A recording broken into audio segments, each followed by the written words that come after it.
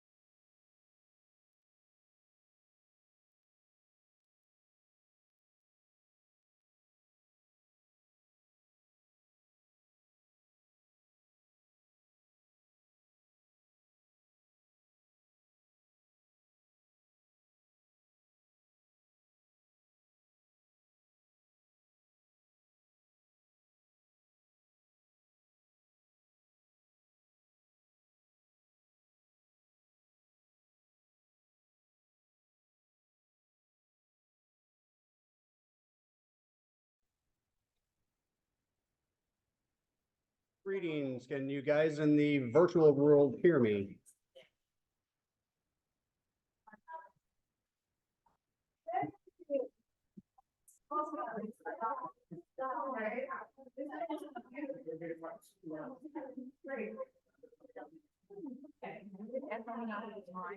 So Marcus, that's a thumbs up, you can hear me? Thank you very much. Correct. Yep.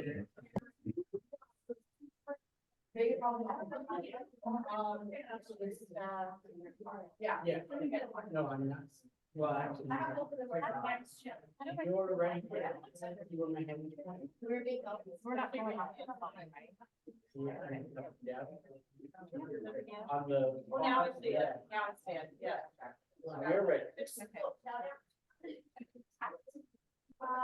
But everything is going. Those who are there can see this, and they can see everybody at that one.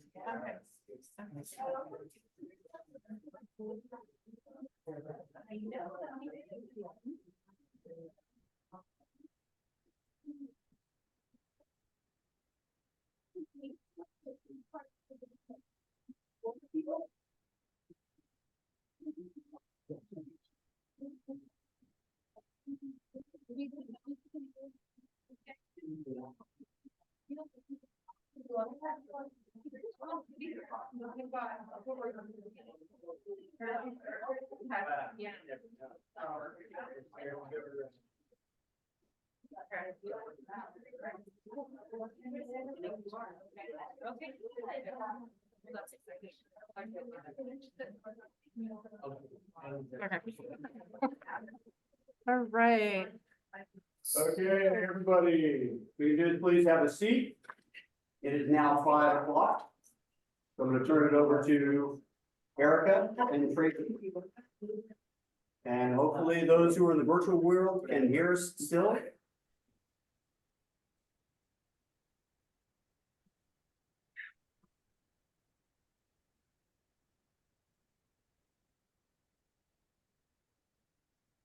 All right.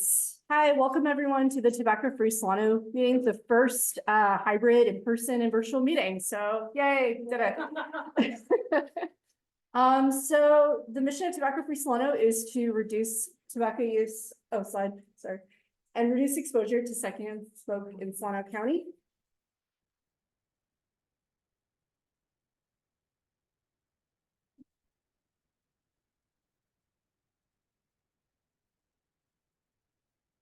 Bear with us one moment.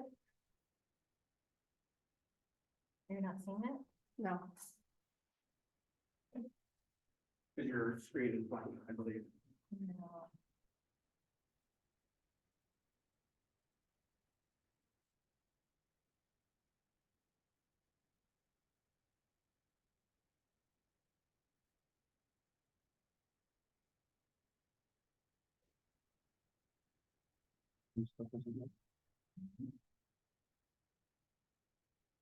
Okay.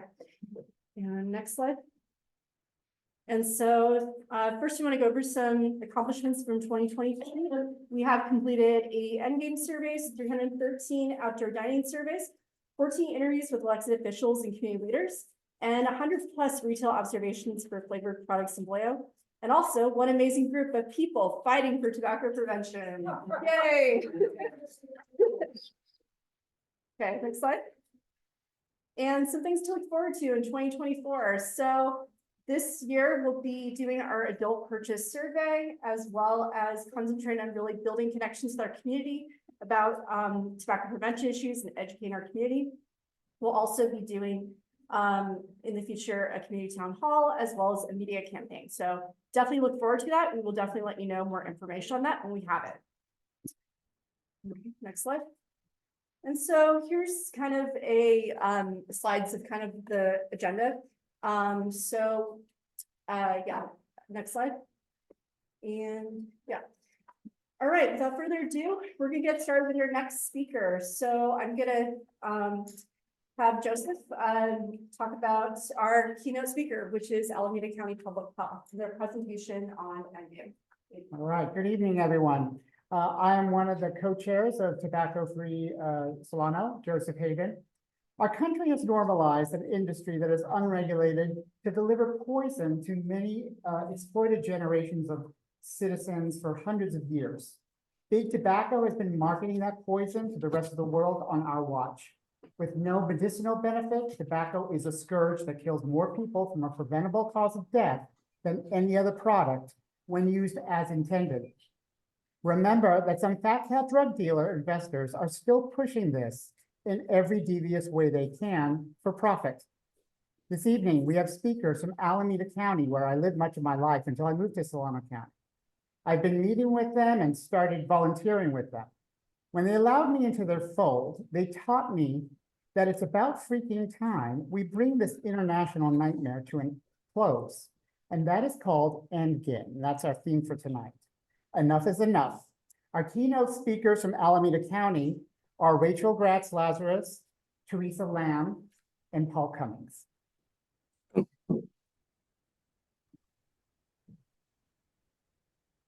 right. Should we take it away? Okay. Can you hear me okay? Yes. Okay, perfect. Good evening, everyone. Thank you so much.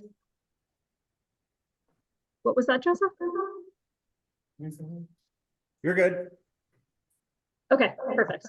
Thank you so much for inviting Alameda County Tobacco Control Program to join your coalition meeting this evening and to present on our tobacco endgame work. My name is Rachel Gratz Lazarus, she, her pronouns, and I'll be joined today by my fabulous tobacco control program colleagues from Alameda County, and I'll pass it around for some introductions. So I'll pass it along to Teresa to say hi. Hi, everyone. Good evening. My name is Teresa Lamb, she, they pronouns. I'm the Community Engagement Associate that works with Alameda County's Tobacco Retail Licensing Team, and I'll pass it over to Nathan. Excuse me. Good evening, everyone. My name is Nathan Subramanian. I am the Community Health Outreach Worker for Alameda County Tobacco Control, and I will pass it to Paul. Hey, everybody. My name is Paul Cummings. I'm the Tobacco Control Program Director with Alameda County Public Health, he, him pronouns, and so great to be part of your hybrid meeting. Thank you for having us.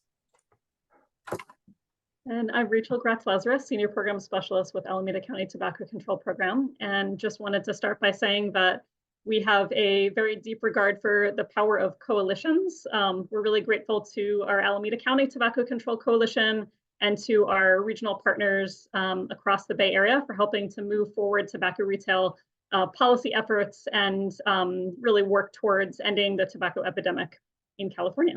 And in Alameda County, we are still very much in the process of our campaign to end the sale of all commercial tobacco products in our first jurisdiction. So we'd like to share with you tonight a little about our process to date, including how we selected the jurisdiction that we started with, local data collection that we've been doing around endgame, and community engagement, as well as to invite you to join us in thinking about some unresolved issues that we're working through to advance the tobacco endgame. So and just want to say thank you to whoever is sharing slides, and we're ready to go to the next one. So we're going to start off talking about a little bit about how we selected our first tobacco endgame jurisdiction. So you can, next slide, please.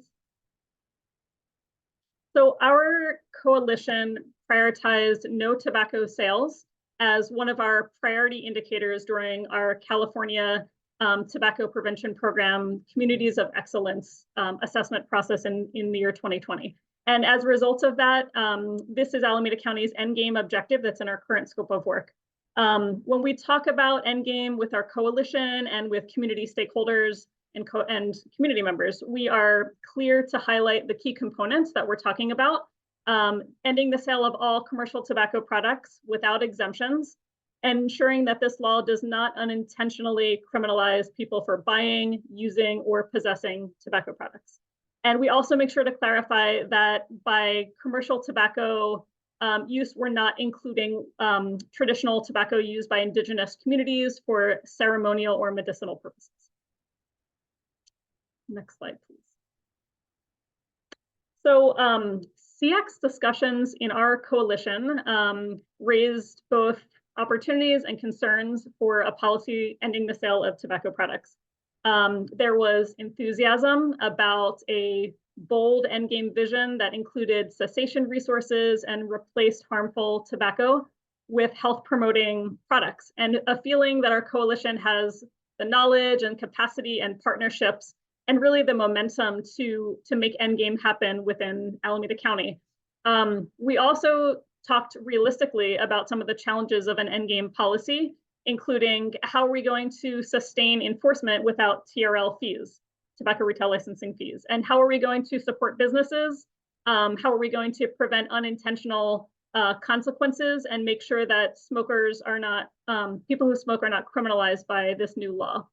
We also thought about how we can ensure that all our hard work around TRL and flavored tobacco policies is not undermined by an endgame policy. That was some of the main pieces raised. And next slide, please. So when discussing where in the county we would begin this work, our coalition members expressed a strong desire to have a stepwise approach to endgame that starts with making sure that jurisdictions in our county have both a strong comprehensive TRL and a flavored tobacco law as a foundation before pursuing endgame. And so this map shows the Alameda County progress that we've made to date towards tobacco retail licensing and flavored tobacco policy adoption. And so to maintain a stepwise approach, our coalition decided not to begin passing endgame policies first in cities like Emeryville, Newark, Union City, or Piedmont, who didn't have both of those components, TRL and flavored tobacco laws on the books. And then at the same time, through a racial equity lens, we recognize that certain jurisdictions in our county, like Oakland and Hayward and unincorporated Alameda County, face the greatest health and racial inequities. And it was important that we come up with a plan that will get these jurisdictions to endgame, while also not burdening these communities as a testing ground to work out some of the messy kinks of what we were expecting would be a new endgame policy. And so we know if we start piloting endgame in a higher socioeconomic status community, we can't stop there, or we would be further exacerbating the tobacco-related inequities in our county. Next slide. So we approached jurisdiction selection by thinking about how to roll out endgame across Alameda County in phases, with some jurisdictions going first as the earliest adopters, some going next as mid-range adopters, and then others going last as later adopters. And within this framework, we held a jurisdiction selection meeting with our coalition to create a roadmap, a tobacco endgame roadmap based on key considerations. And so here are the selection considerations we talked about as a coalition as we thought about where to focus first in terms of tobacco endgame and how to prioritize the county's endgame work. And so in addition to thinking about strategies to advance racial equity through endgame in our county, thinking about who will benefit from or be burdened by tobacco endgame policy and what strategies will mitigate unintended consequences, we also looked at who already had a comprehensive TRL and flavored tobacco policy on the books, how long had these policies been in place, and how strong the political will was for endgame among policymakers in the various jurisdictions in our county.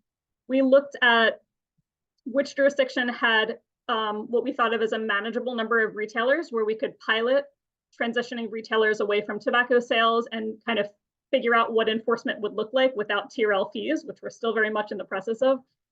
We were looking for a place where we could find strong community support and where there were already some existing resources to fight potential legal challenges from the tobacco industry should that come up. And knowing that businesses would be impacted by a tobacco endgame policy, we also looked at which jurisdictions have the capacity and the economic resources to support businesses in transitioning away from tobacco sales, and which jurisdictions could motivate other cities in our county to move forward with a tobacco endgame policy.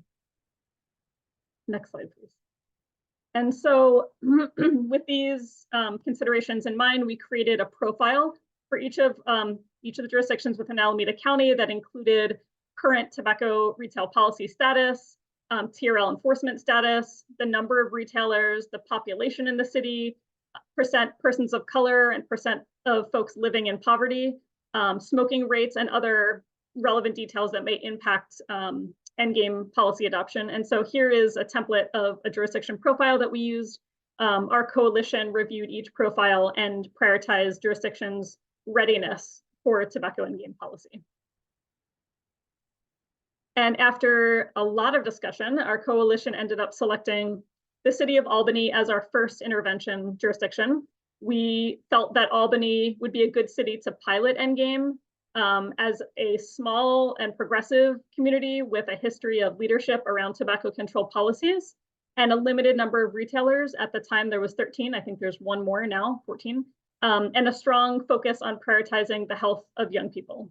And so we also recognize an opportunity that that Albany borders the city of Berkeley, whose CTPP state work plan also includes a no tobacco sales policy objective.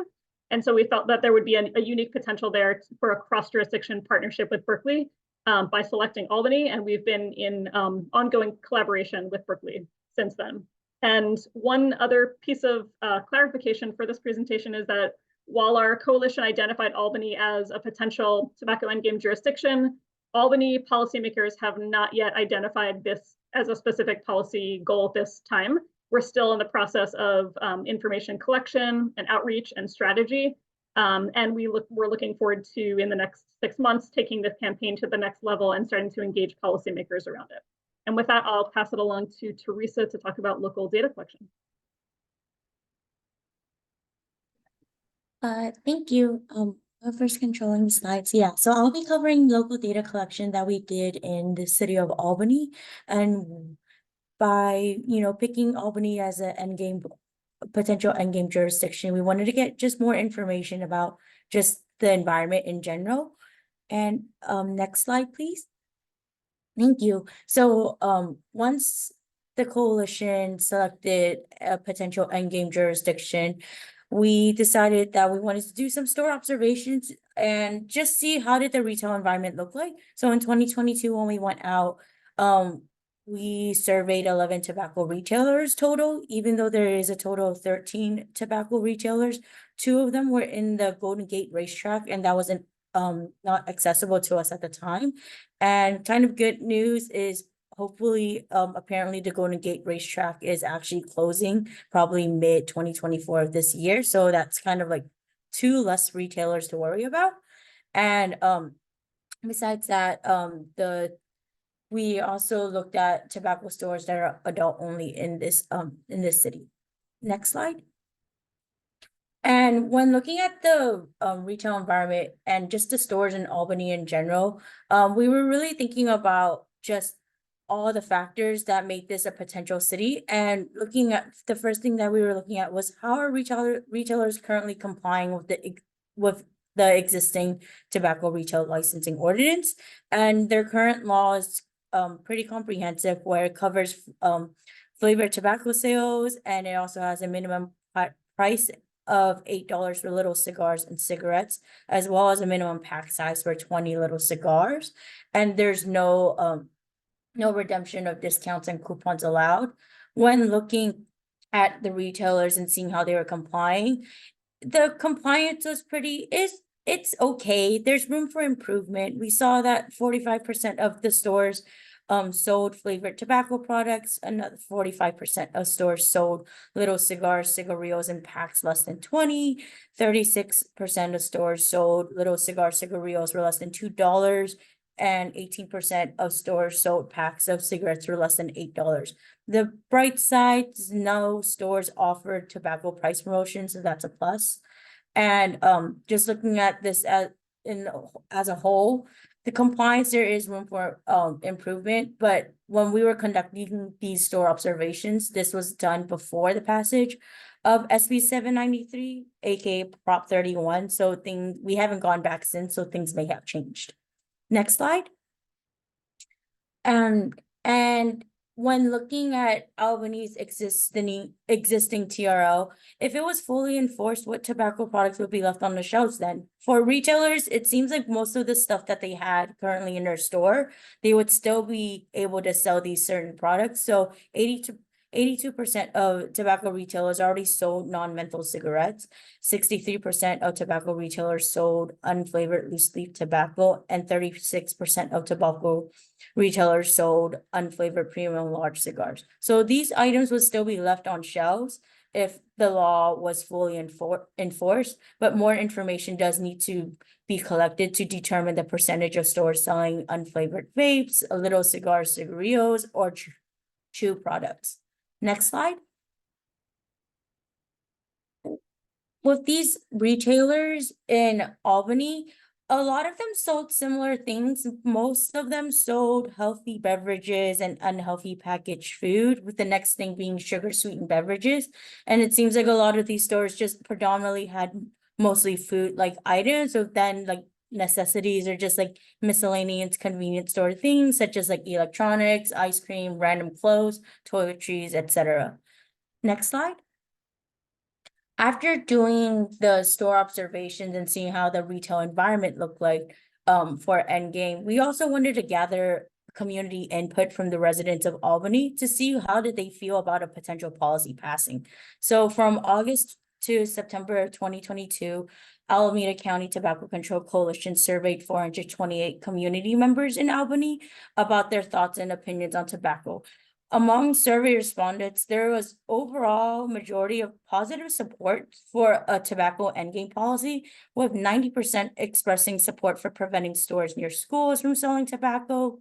87% supported limiting the sale of tobacco products that harm the environment, and 83% saying that they would support limiting the sale of all tobacco in Albany in general. And a little bit more, 82% were supportive of limiting the number of retailers where tobacco can be sold, and 79% felt that fewer youth would try smoking or vaping if tobacco wasn't sold in Albany in general. So overall, with the community members from our of our sample size, it was pretty good, pretty positive. But besides getting the, I guess, the adult piece, we also wanted to capture the youth aspect as well. So we also did a similar survey with youth in Albany. Next slide. And in spring of 2023, Albany Unified School District's Tobacco Use Prevention Education Program, the 2P programs, they surveyed 400 Albany middle school and high school students about their thoughts on tobacco in their city of Albany. And among these students and the ones that they just responded, 82% expressed support for preventing stores near schools from selling tobacco. 86% supported limiting the sale of tobacco products that harm the environment. 77% said that they would support limiting the sale of all tobacco in Albany, and 74% believe that tobacco litter is a problem in their community as well.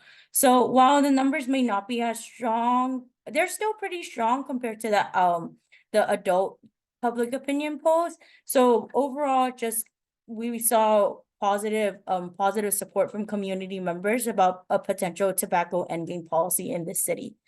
And next slide. After these two images right now, these are the this is the information from the data collected from the public opinion polls. We created infographics to be able to disseminate the information to community members, folks that were interested about just what did we gather and what information did we find out, and we shared them. We just shared them within the coalition, within others, and everything like that. And if you're interested, hopefully we can share the PowerPoint where the infographics are also included in. Next slide. After doing the public opinion polls, we also did key informant interviews with Albany decision makers. So 4 KIIs were conducted in fall 2022, which included city staff and elected officials. And the interviewees unanimously supported Endgame in Albany and thought it was a feasible policy. And they also identified lessons learned from the flavored tobacco ban, and believe that the public would be overall supportive. Some concerns about ending tobacco sales in Albany was that it was ineffective to pass a policy in isolation, an illicit or unregulated market, impact on tax revenue, and resistance from retailers, and the economic impact. And these are concerns that we typically just already hear with passing a TRL ordinance in general. So it was just good to hear these highlighted again. Lastly, interviewees also highlighted that collaborations should be focused on youth and schools, and the messaging should focus on protecting youth. Next slide. These were some key quotes that we just pulled out from our key informant interviews, showing the positive support, the concerns that were raised during the interviews, things like that. So you see there's quotes about like it being possible to do in a city like Albany. How do we make sure that what things should be considered if we were to do a policy like this, such as like litigation concerns and things like that. So these are just some quotes that we pulled out. Next slide. While after conducting the KIIs and just realizing that there is going to be an economic impact for tobacco retailers because of an endgame policy, we saw that we needed to gather resources and collect more information on how we can support businesses to transition away from tobacco sales later on. So one of the things we did was create a business resource guide for potential tobacco retailers that were interested in maybe not selling tobacco products anymore, or just getting more guidance on where they can start and getting information to support their business.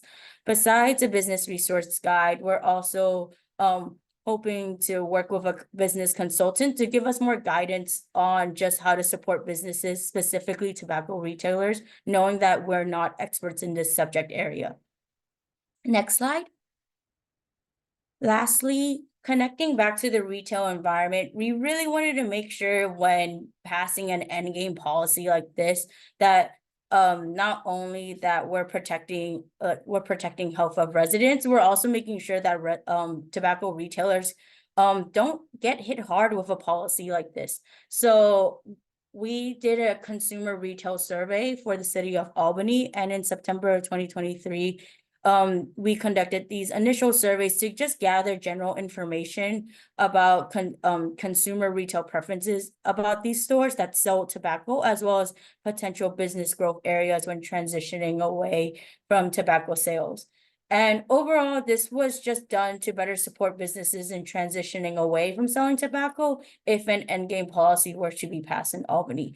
And out of the 114 respondents, most don't shop often at Albany tobacco retailers and few use tobacco products, which was a plus.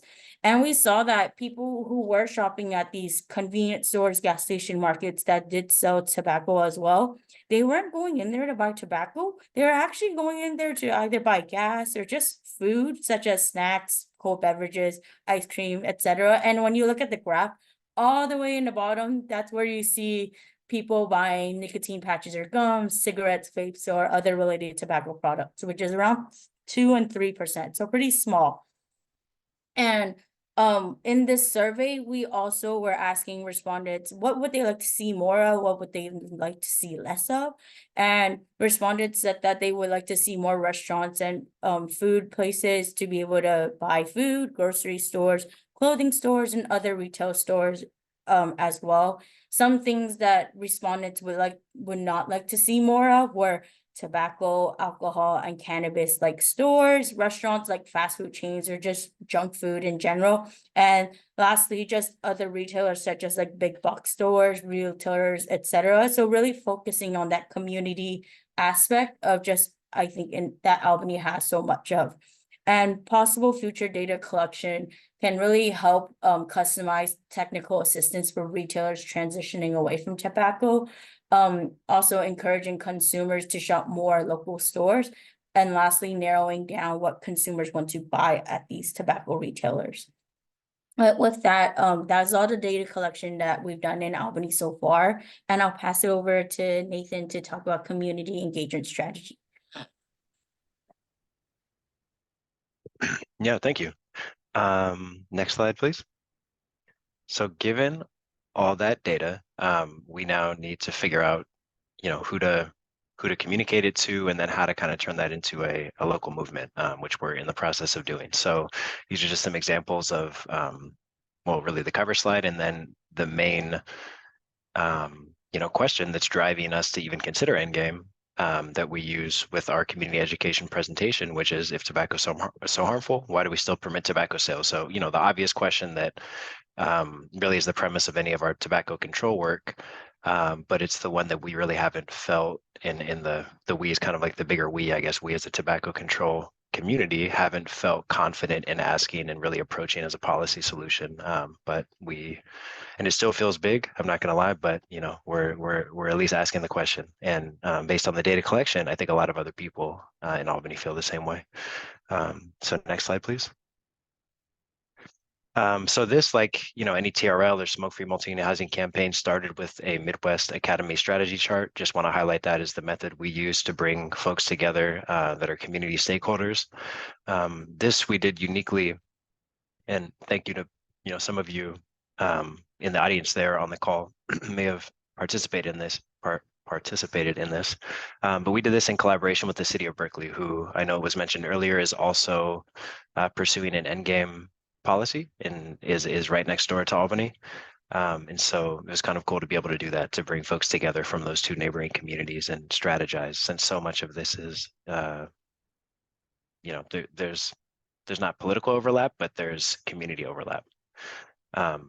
So yeah, just highlighting that as our kind of first step in engaging folks, you know, stakeholders in this issue. Next slide, please. So this has been, you may recall that the key informant interviews that we did in fall 2022, two of the now termed out city council members, but they were longtime city council members, they told us that youth engagement would be key. You know, Albany, I forget, Rachel, you might remember how some of them described Albany, but it's basically a small city with, you know, that just really prioritizes its school district and its young people, and providing, you know, an opportunity for everyone to grow up, you know, healthy and whatnot.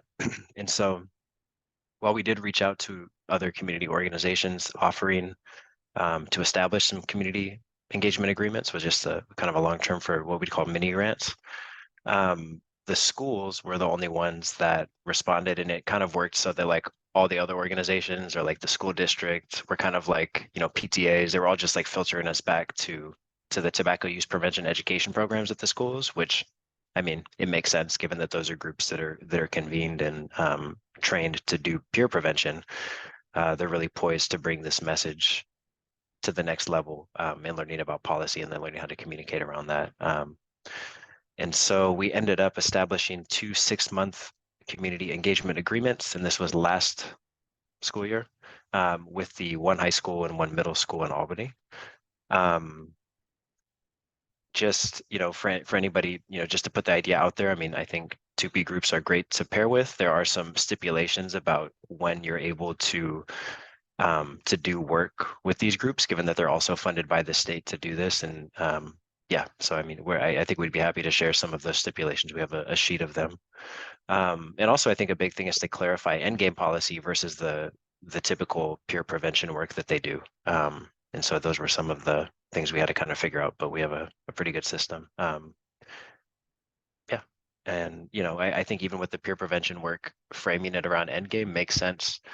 You know, to everybody, including the peer educators who, you know, they have a lot to say about where tobacco products come from, and they may not all come from local stores, but I think they, you know, definitely get a sense that that making tobacco less accessible is going to make their job easier. It's going to give them some coverage to carry that message. So yeah, next slide, please.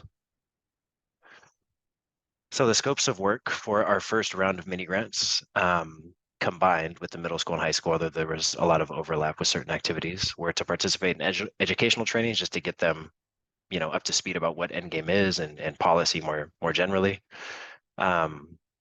And the history of tobacco policy also in their city, given that Albany has been a leader in the county on tobacco policy, to gather feedback from peers through the youth public opinion poll, to do classroom presentations separately from their typical 2P ones, but specifically about endgame, to participate in meetings with community leaders, which didn't actually end up happening. So that's something that we've yet to do with the peer educators in Albany, and then to create social media posts that we'll talk about shortly.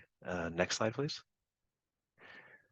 So this year, we've actually had the pleasure of kind of re-collaborating, recontracting with, I don't know, contracting sounds kind of heavy, maybe collaborating with the Albany High School peer educators again, and I'm excited about this current scope of work. We actually finished our first two, what ended up being smaller group interviews rather than focus groups, like individual and pairs today. And so they, again, will receive or have received educational trainings on tobacco policy, although they'll receive support as different activities come up, like public comment and ledge visits. But conducting focus groups, which again are going to now be smaller group interviews with their peers, and those are aimed, you know, we got obviously from 400 students some great opinion data, but these interviews are identifying, I guess, what we'd call key informants on campus, those who have used or who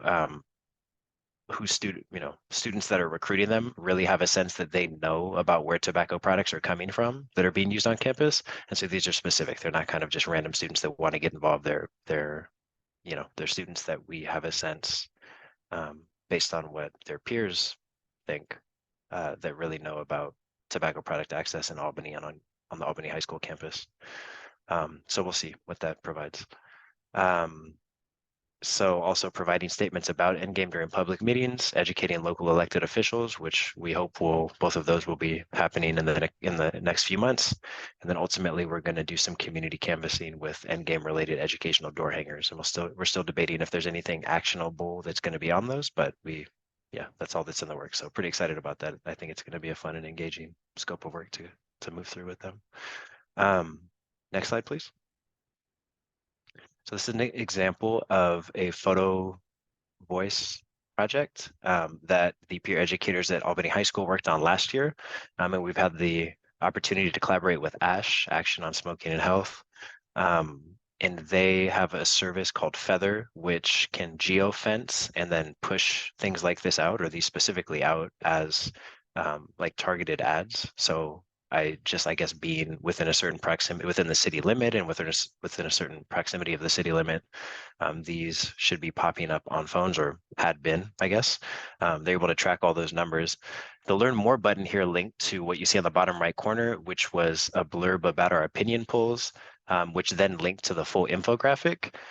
We were finding, and they have analytics on this, we were finding that, people were reviewing these ads, and then there was, as you can imagine, fewer that were clicking that Learn More, and even fewer that were clicking the link in the Learn More page. And so if you want to go to the next slide, we decided to actually, these are currently running, we decided to pull out some of those strong numbers related to some of what we felt were the most compelling statistics, and then share that data up front. And so this is another campaign that we've partnered with ASH, and it's currently running on using their Feather. Feather is the name of the service that does this geofencing and this kind of targeted advertising. So I, for one, am living in Albany and have not seen these yet, but my fingers are crossed that they will pop up. The numbers, hopefully the numbers don't lie. People are apparently looking at these, and the Learn More button again in this case also links to the full survey results. So we really wanted to push this out because these numbers are so strong, and they were gathered, from a fairly, I don't know if it's statistically significant, but from what feels like a significant amount of community members in a short amount of time. And so just want to kind of use this as like ground softening, given that we haven't had more substantial conversations with current elected officials. Next slide. Yeah, and then I mentioned ASH. They've been a tremendous partner. They've also provided to our coalition and then to the peer educators at the high school trainings on how to speak on Endgame. So they were called spokesperson trainings. They, if you haven't already had the opportunity to receive one from ASH, I would definitely promote them, because I think they were great, and their materials great in terms of providing kind of the industry perspective and then very specific counterpoints. So I feel like that's really helpful. And related to this is something also, we have an activity to convene what's called a speakers bureau. And so we have recruited a few folks for that. And we actually, I think it was in December, so it's been a few months now, but we had one of our Albany residents who's a parent of a Albany High School student speak at a city council meeting there about Endgame. So that was our first public messaging, I guess, from a community member to the full council about not only the need for them to better enforce their current TRL ordinance, but then to move towards a tobacco endgame as a city, given that that's what, you know, resident opinion seems to be in favor of. I think, you know, unfortunately, there has been a new tobacco store that's open in Albany, and based on what we see on the state tobacco license list, there's another store that may be opening. So, yeah, not necessarily, in my opinion, at least moving in the right direction, but you know, at least that gives us something to focus in on. And yeah, next slide. All right, and I'll pass it to Paul for the unresolved issues. Okay, thank you, Nathan. Next slide. Okay. So, before I jump into these, just as we've been moving through this, we sort of keep identifying additional things that need to happen. So we realized that we didn't really know what people were buying at these retailers. So we worked with our evaluator to create that consumer survey and find out what people thought about buying what products at these stores. And similarly, we realized that, not surprisingly, we don't really know that much about being small business owners. And so one of the things that we did, and we'll be finalizing soon, is so we created an RFP for a small business development consultant to help us think through just learning more for us about the experience of small business owners, but then also creating a plan and maybe some tools for small business owners so that we have some resources, and it might not be a big carrot, but hopefully it's somewhat of a carrot as we move towards policy adoption. So anyways, it's just one of those things. As we walk, we find out that the path is even more meandering than we thought.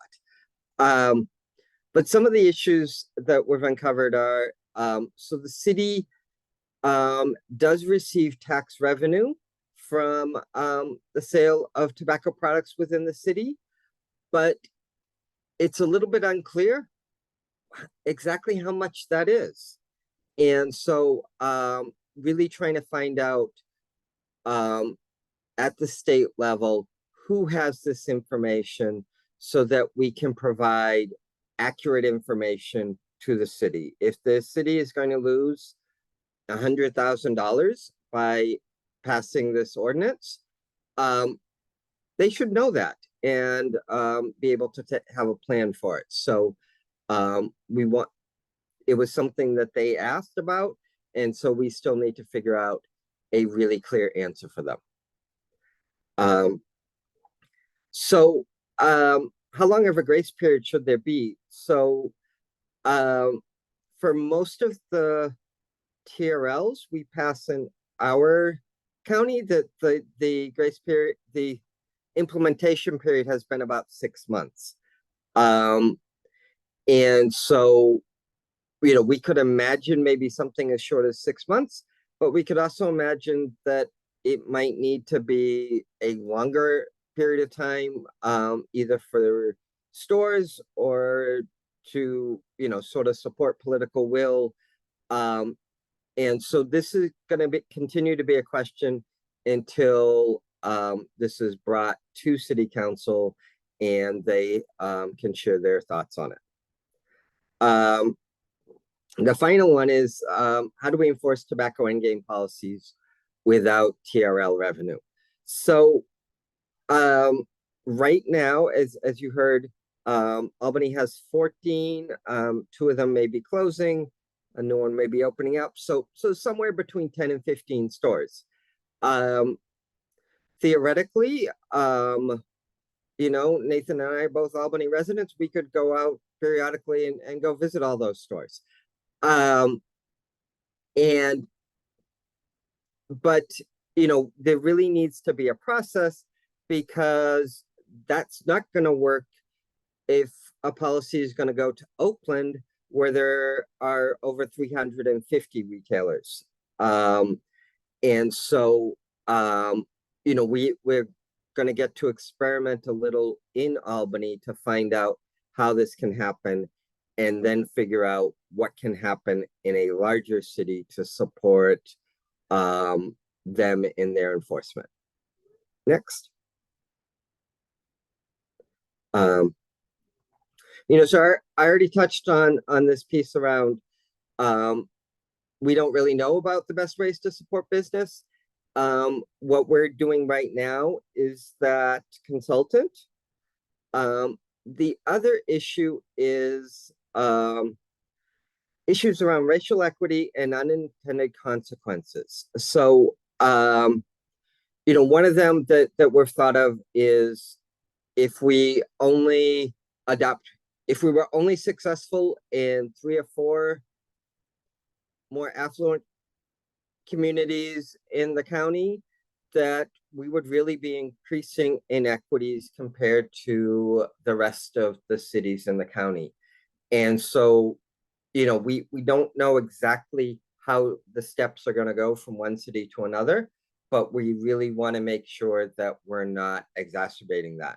And then just constantly keeping an eye open for unintended consequences. And, one unintended consequence might be that all the stores that stop selling tobacco start selling Delta 8 CBD products. And who knows? But right, so just being aware of that, because we don't, as bad as tobacco is, we don't want to just substitute a new harm for tobacco.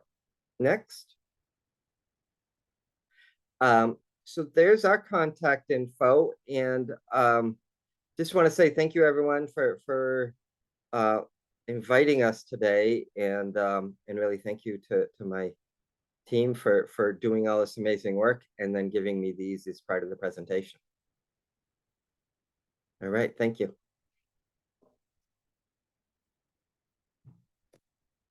Okay, I wanted to open up for the opportunity if there were any questions from those in the virtual world first. Sorry, this is Nathan here. I see that Brian did put one, and this is something that I had meant to address. So thank you for asking that, Brian. So we had the opportunity also to meet with the detective who has been tasked with TRL enforcement, and they're not enforcing essentially. And I don't, without like throwing anybody under the bus, it just seems like they're really not comfortable enforcing. I think they just don't have a sense of what the products are, and maybe really even what the ordinance says, to be honest. The new store that opened that I mentioned, I paid a visit to. I just, walked in one night to check it out, and it looks like they opened completely out of compliance. I mean, flavored vapes, like a whole wall of, backwoods flavors that I've never even seen. And this is about like a very small block away from the police station. So they could simply walk over, glance at that, and issue a citation if they wanted to, or a license suspension. So there's not a lot of will to enforce. I think they're uncomfortable with that.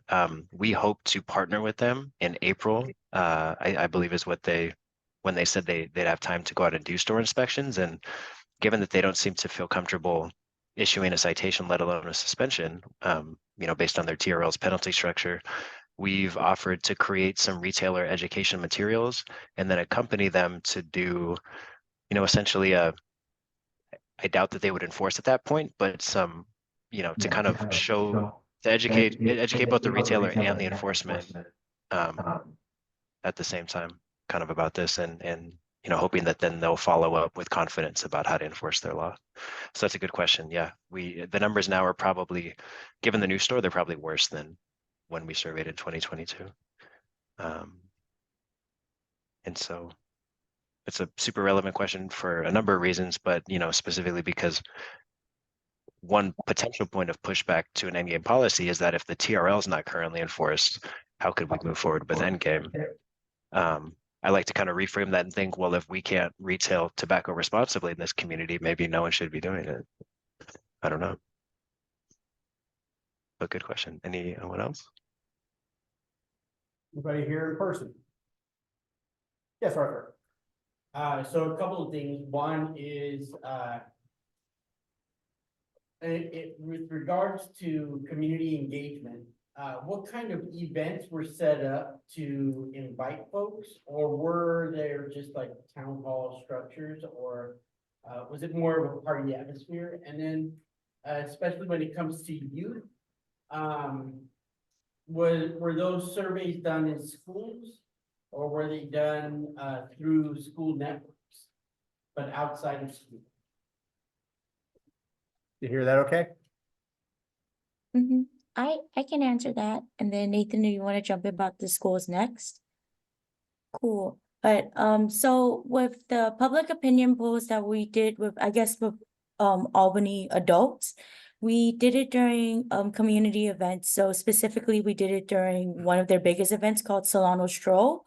That we've done data collection in the past during Solano Stroll during this event, and that was because of last year, we got really great numbers of just being engaged with community residents, specifically in Albany. We decided to do data collection specifically during this event so that we can get a really good result. And then I'll pass it over to Nathan to talk more about the schools portion. Yeah, Solano Stroll, not to be confused with Solano County. Solano Avenue is the big, one of the major streets in Albany. And just to tack onto that, for adults, we had some connections with the middle school, high school, and an elementary school, and so we were actually invited out to some back to school nights. And then I think I wasn't present, but I think there was at least one movie in the park. So Albany is a community that has, you know, a lot of these little events, and so we were fortunate enough to be allowed to survey at them. In the schools, again, super lucked out that both of our contact at the middle school and the high school both had good relationships with a lot of teachers, and so they were able to just push it out electronically and then have teachers do it like as a warm-up, because it was a pretty simple self-explanatory survey. And so it was kind of the thing that just, you know, teachers were just like, hey, everybody, you know, open your email, get this done real quick. And so we were able to get results very quickly within a few days. So that was a lot easier, actually. But without those, I think we lucked out in those contacts being willing to leverage those relationships and push it out to the various classes that then disseminated it. Anyone else?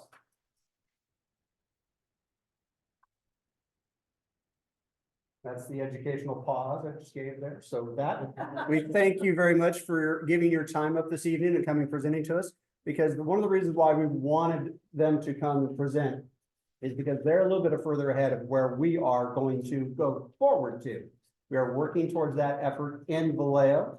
We are going to be start moving our efforts into Fairfield and to Suisun City as well, looking at that end game component of what we're looking at. Because the overall end game we do want eventually to have is to have no sales of any tobacco products in the state of California, starting with Solano County. We're gonna hopefully meet you guys there first.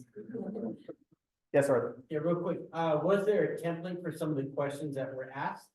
Is that something that we can access and then build from, or do we develop our own questions? From the Midwest Academy strategic chart, or Well, for the surveys for both youth and adults. They did mention that Action on Smoking and Health does have some template. Is that what you use, Nathan, and everyone there? I don't recall. Paul or Rachel, do you remember where we got the questions? Where the questions came from or whether we can share them? I didn't hear the question. Was that? I think both. Okay, yeah. So in terms of the survey, we are absolutely happy to share any and all endgame materials with you, any templates, surveys, all of that, whatever is helpful we want to share. The survey, trying to remember, we had, I think it was built with our evaluator, right? We took different ideas. Actually, our evaluator looked at a survey, I believe, through the TCEC website, the State's Evaluation Center, and pulled some questions, and then we kind of went from there, tinkering it to develop what we currently, what we used, what we thought would be most helpful to get the type of data we were looking for. So yeah, and we are absolutely happy to share both of those surveys and any other materials that would be helpful. Perfect, we appreciate that, thank you. And again, thank you again for giving your time tonight. And so what we're gonna do is gonna give you guys a 5-minute or so break. So for those in the virtual world, do what you're gonna do. In the real world, don't do what you want to do, no. So with that, I'm gonna go ahead and mute this here so you guys don't have to hear on us. We'll be back in a few moments. Thank you.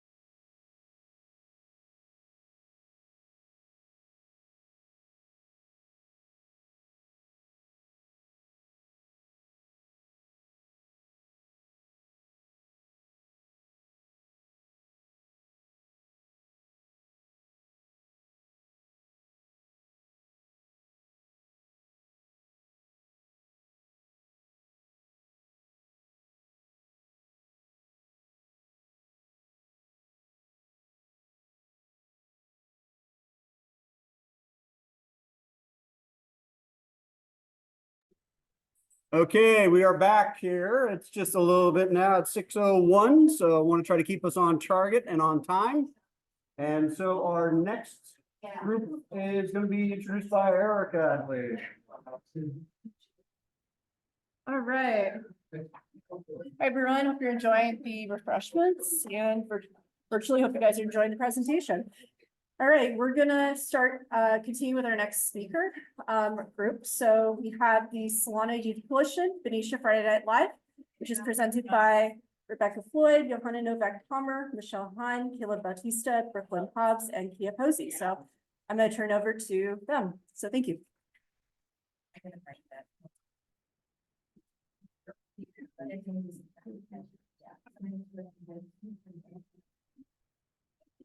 I think, yeah, let's have you guys go on the side. Away from me.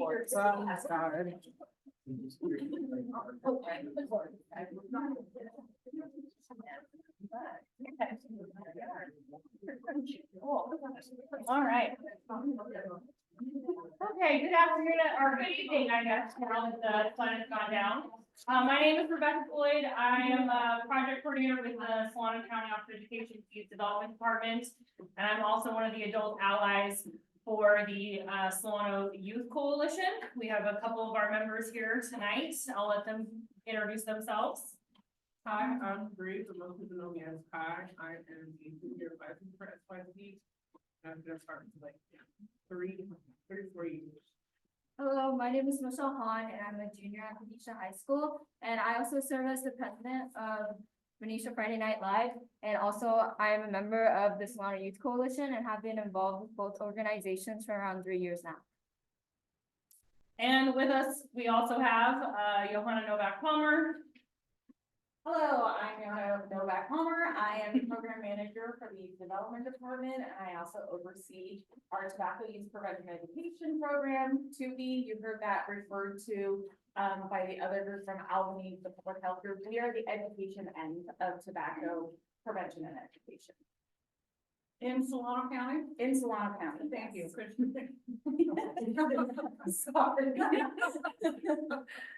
Next slide. So in Solano County, we currently have 9 active chapters in Friday Night Live. Many of them are, 8 of them are school-based. They're listed up on the screen. And then the Youth Coalition is our county-wide coalition. And that's made up of leaders from our school-based chapters. And then also those students who are at schools who don't have a Friday Night Live program also join our county-wide coalition. And then we have 2 Friday Night Live mentoring sites that are running in Solano County, and those are a cross-age mentoring program. So we match middle school students with high school students on campus. These are really looking at students, our middle school students who may be having a hard transition or may find it difficult to move into high school. And so there's a little bit of additional support that our high school students provide them. And then we also have youth capacity building, so opportunities for youth to attend trainings and conferences. These 2 young ladies have also presented in front of peers from across the state at the Friday Night Live Youth Conference that's down in LA that's attended by over 1,000 high school students from across the state. And next slide. This is you, Johanna. So I just want to point out, so Friday Night Live is partially funded by our tobacco use prevention education grant, as well as a contract with our public health partners. So it is a core component to our not because our students do just tobacco work, but because it builds the resiliency of the students who work in the Friday Night Live program and the Youth Coalition. You can see that we serve a really diverse group of students. We have this kind of interesting ebb and flow of how many female versus male students that attend. Right now, we're really female heavy, and guess what? That's going to change in a year or 2 when the boys see the girls are in those clubs. But you will see that the reason we picked this program is every year we have our students participate in what's called the Youth Development Survey. And that survey is actually a pretty extensive survey, wouldn't you say, ladies? It takes much longer than you would like. That really it measures the effectiveness of the program and what the young people are getting out of that program. And you can see from our metrics how successful it is for our young people when they're in the part of that program. And that's really that resiliency skill building that Friday Night Live does. The ripple effect that it has is that these students will work on projects that affect the health and safety of their peers and their community.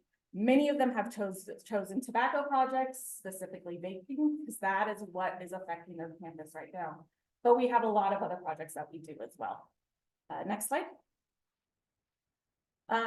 So like I said, it reduces that ATOD risk because it builds that resiliency, but it is also a core component of it as making them feel connected to their community and to each other. That is something that we strive to do. And you can see from the quotes that we get from our students, that's actually anonymous. We don't know who said that, but that is from our youth development survey. My participation helps me grow as an individual to create change in my community and develop passions and advocate for my community. So this is why we chose this program as the core of our tobacco use prevention education program, as well as our youth coalition. Next slide. So this is an introduction to Benicia Friday Night Live. And currently we have around 15 active members, and we'll be going over some of the events that we have participated in our school and our community. So this is a vaping town hall that we actually participated in, and we presented Escape the Vape to administrators, teachers, and parents in our community. And basically what this presentation went over was a variety of information about vape use and the harmful effects of vaping, and also how vaping can be hidden in plain sight, such as in the form of like USB drives or like pens and pencils. And from this, we were able to educate a large variety of people with over 100 people viewing this on YouTube, and also an audience in person at the town hall. And also, we also participated in a panel where we got to sit with educators in our community and talk about the high school perspective of vape use and where these students get these vape products from, and a variety of different high school perspectives. And we also participated in Red Ribbon Week at our school. And this is just a week in October where it's about awareness about tobacco use and vape use and other substances. And we contacted our school to get a table in the quad during lunch. And we basically handed out a variety of different swag materials like pencils, bracelets, digitoys, and also pamphlets that had information regarding substance abuse and where to get help to the students in our community. And it was a great way to connect with different people of different backgrounds at our school and get them to know about our club and also the things that we do and information to get help if they're addicted to some different substances. And we also performed the brain dance at the Friday Night Live Youth Summit. And basically this is a summit where different Friday Night Live chapters from all over California come and meet in Anaheim. And we go through a series of workshops and different interactive activities. And we presented the brain dance. And basically this was a presentation that informs members of Friday Night Live about long-term stress and acute stress and how to relieve that stress through performative like stretches that you can do to release the stress in your body and in your mind. And this was presented to a large variety of students of different backgrounds and different Friday Night Live chapters in California.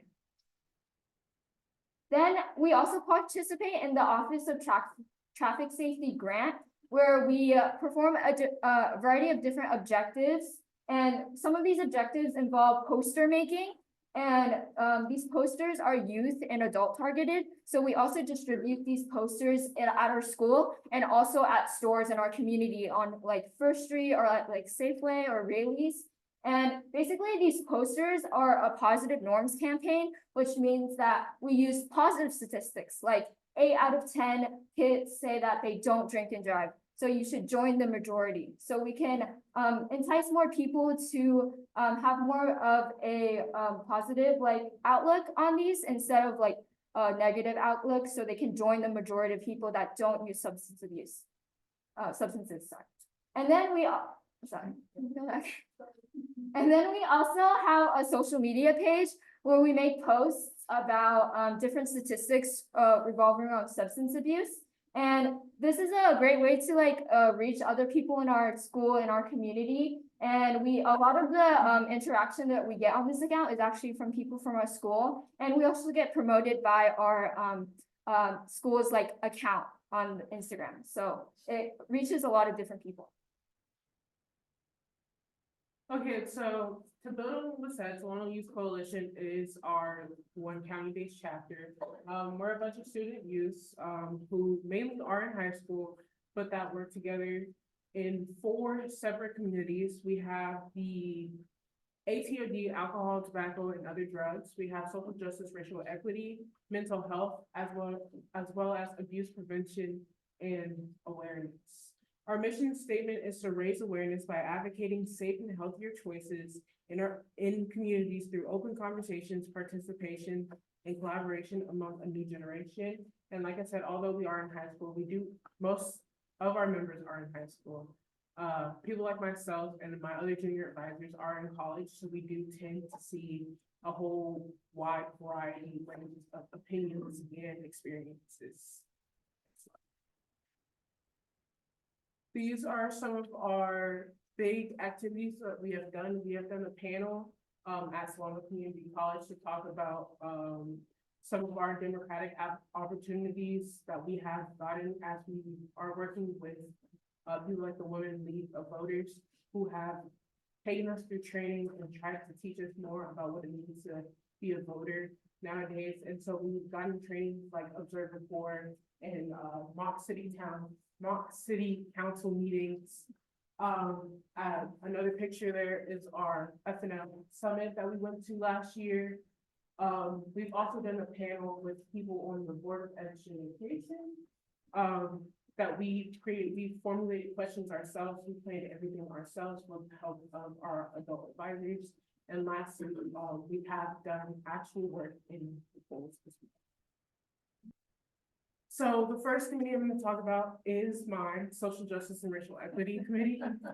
I played a little bit of favorites here.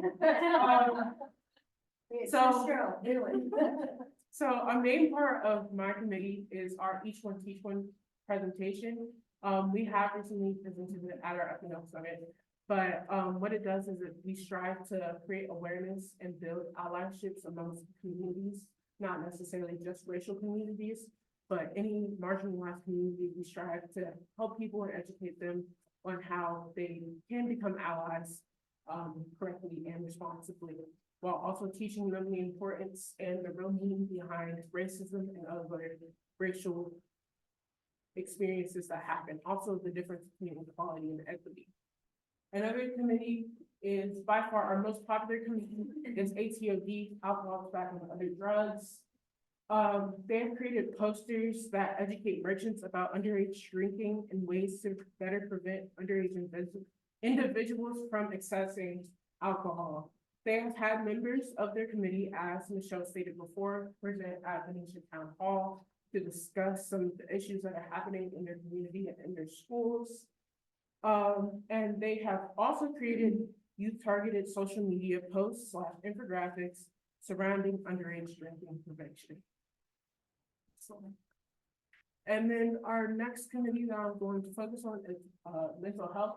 They also have a presentation called Messing with Stressing that strives to teach youth about the difference between healthy and unhealthy stress and how it can affect people. They also discuss how tobacco may affect stress and how it plays a role in some of the more intense feelings that youth may have, and how tobacco plays a role in enhancing and worsening those types of symptoms. They have done their research to prepare and send out a mental resource guide to those who might need it and might need better access, or even just to be a little bit more educated. They have also held an interview with a mental health official in Vacaville to create an infographic for self-harm awareness month that is coming up in March. And yes, okay. Finally, last but not least, is our Abuse Prevention and Awareness Committee.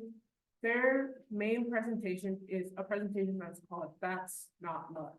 Their presentation strives to educate youth on the different forms of abuse, what signs to look out for, how to safely leave an unhealthy relationship, and to reassure the audience of what healthy relationships look like.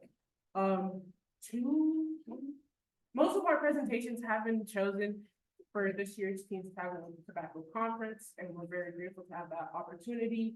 And lastly, they have been working on a PSA for an event called the Vagina Monologues that is coming this month, where all of the proceeds will be going to shelters. Is it Q&A time? Almost, okay. We'll have to get there. So the Friday Night Live and the Solano Youth Coalition are overseen by our office, the Youth Development Department at the Solano County Office of Education. This is our team. So that was a very recent photo after the active decathlon. Actually, Kelly Birch is in the house. She's right there. So can we go to the next slide? So one of the other roles that our office plays is helping organize and facilitate and providing some TA around the Cal schools, which is where we get a lot of our data from. And actually our youth use that when they're generating and developing their presentations. And so it's a great way for us to get information about what's happening on our school sites. Johanna, actually, I'm gonna have her jump in here because she's actually overseeing the coordination with our districts. Yeah, so this year is a CHECS year or a Cal Schools year. If you do, it stands for California School Climate Health and Learning Surveys. And the main survey is the student survey. We are required by our 2B grant to survey all students who are in grades 6, 7, 9, and 11 this year. So we're actually adding a grade and getting more data, which is really exciting. Our 2B grant is going to be helping pay for that, but we also have a supplemental module that was developed, actually, I think in partnership with TFS and the ATOD committee, to add some really specific questions concerning students in Solano County. So we're going to get some additional data because that module is being added to all of the schools who will be participating in this year's California's Healthy Kids Survey. Great news, almost all of our districts are part of our 2B grant cohort.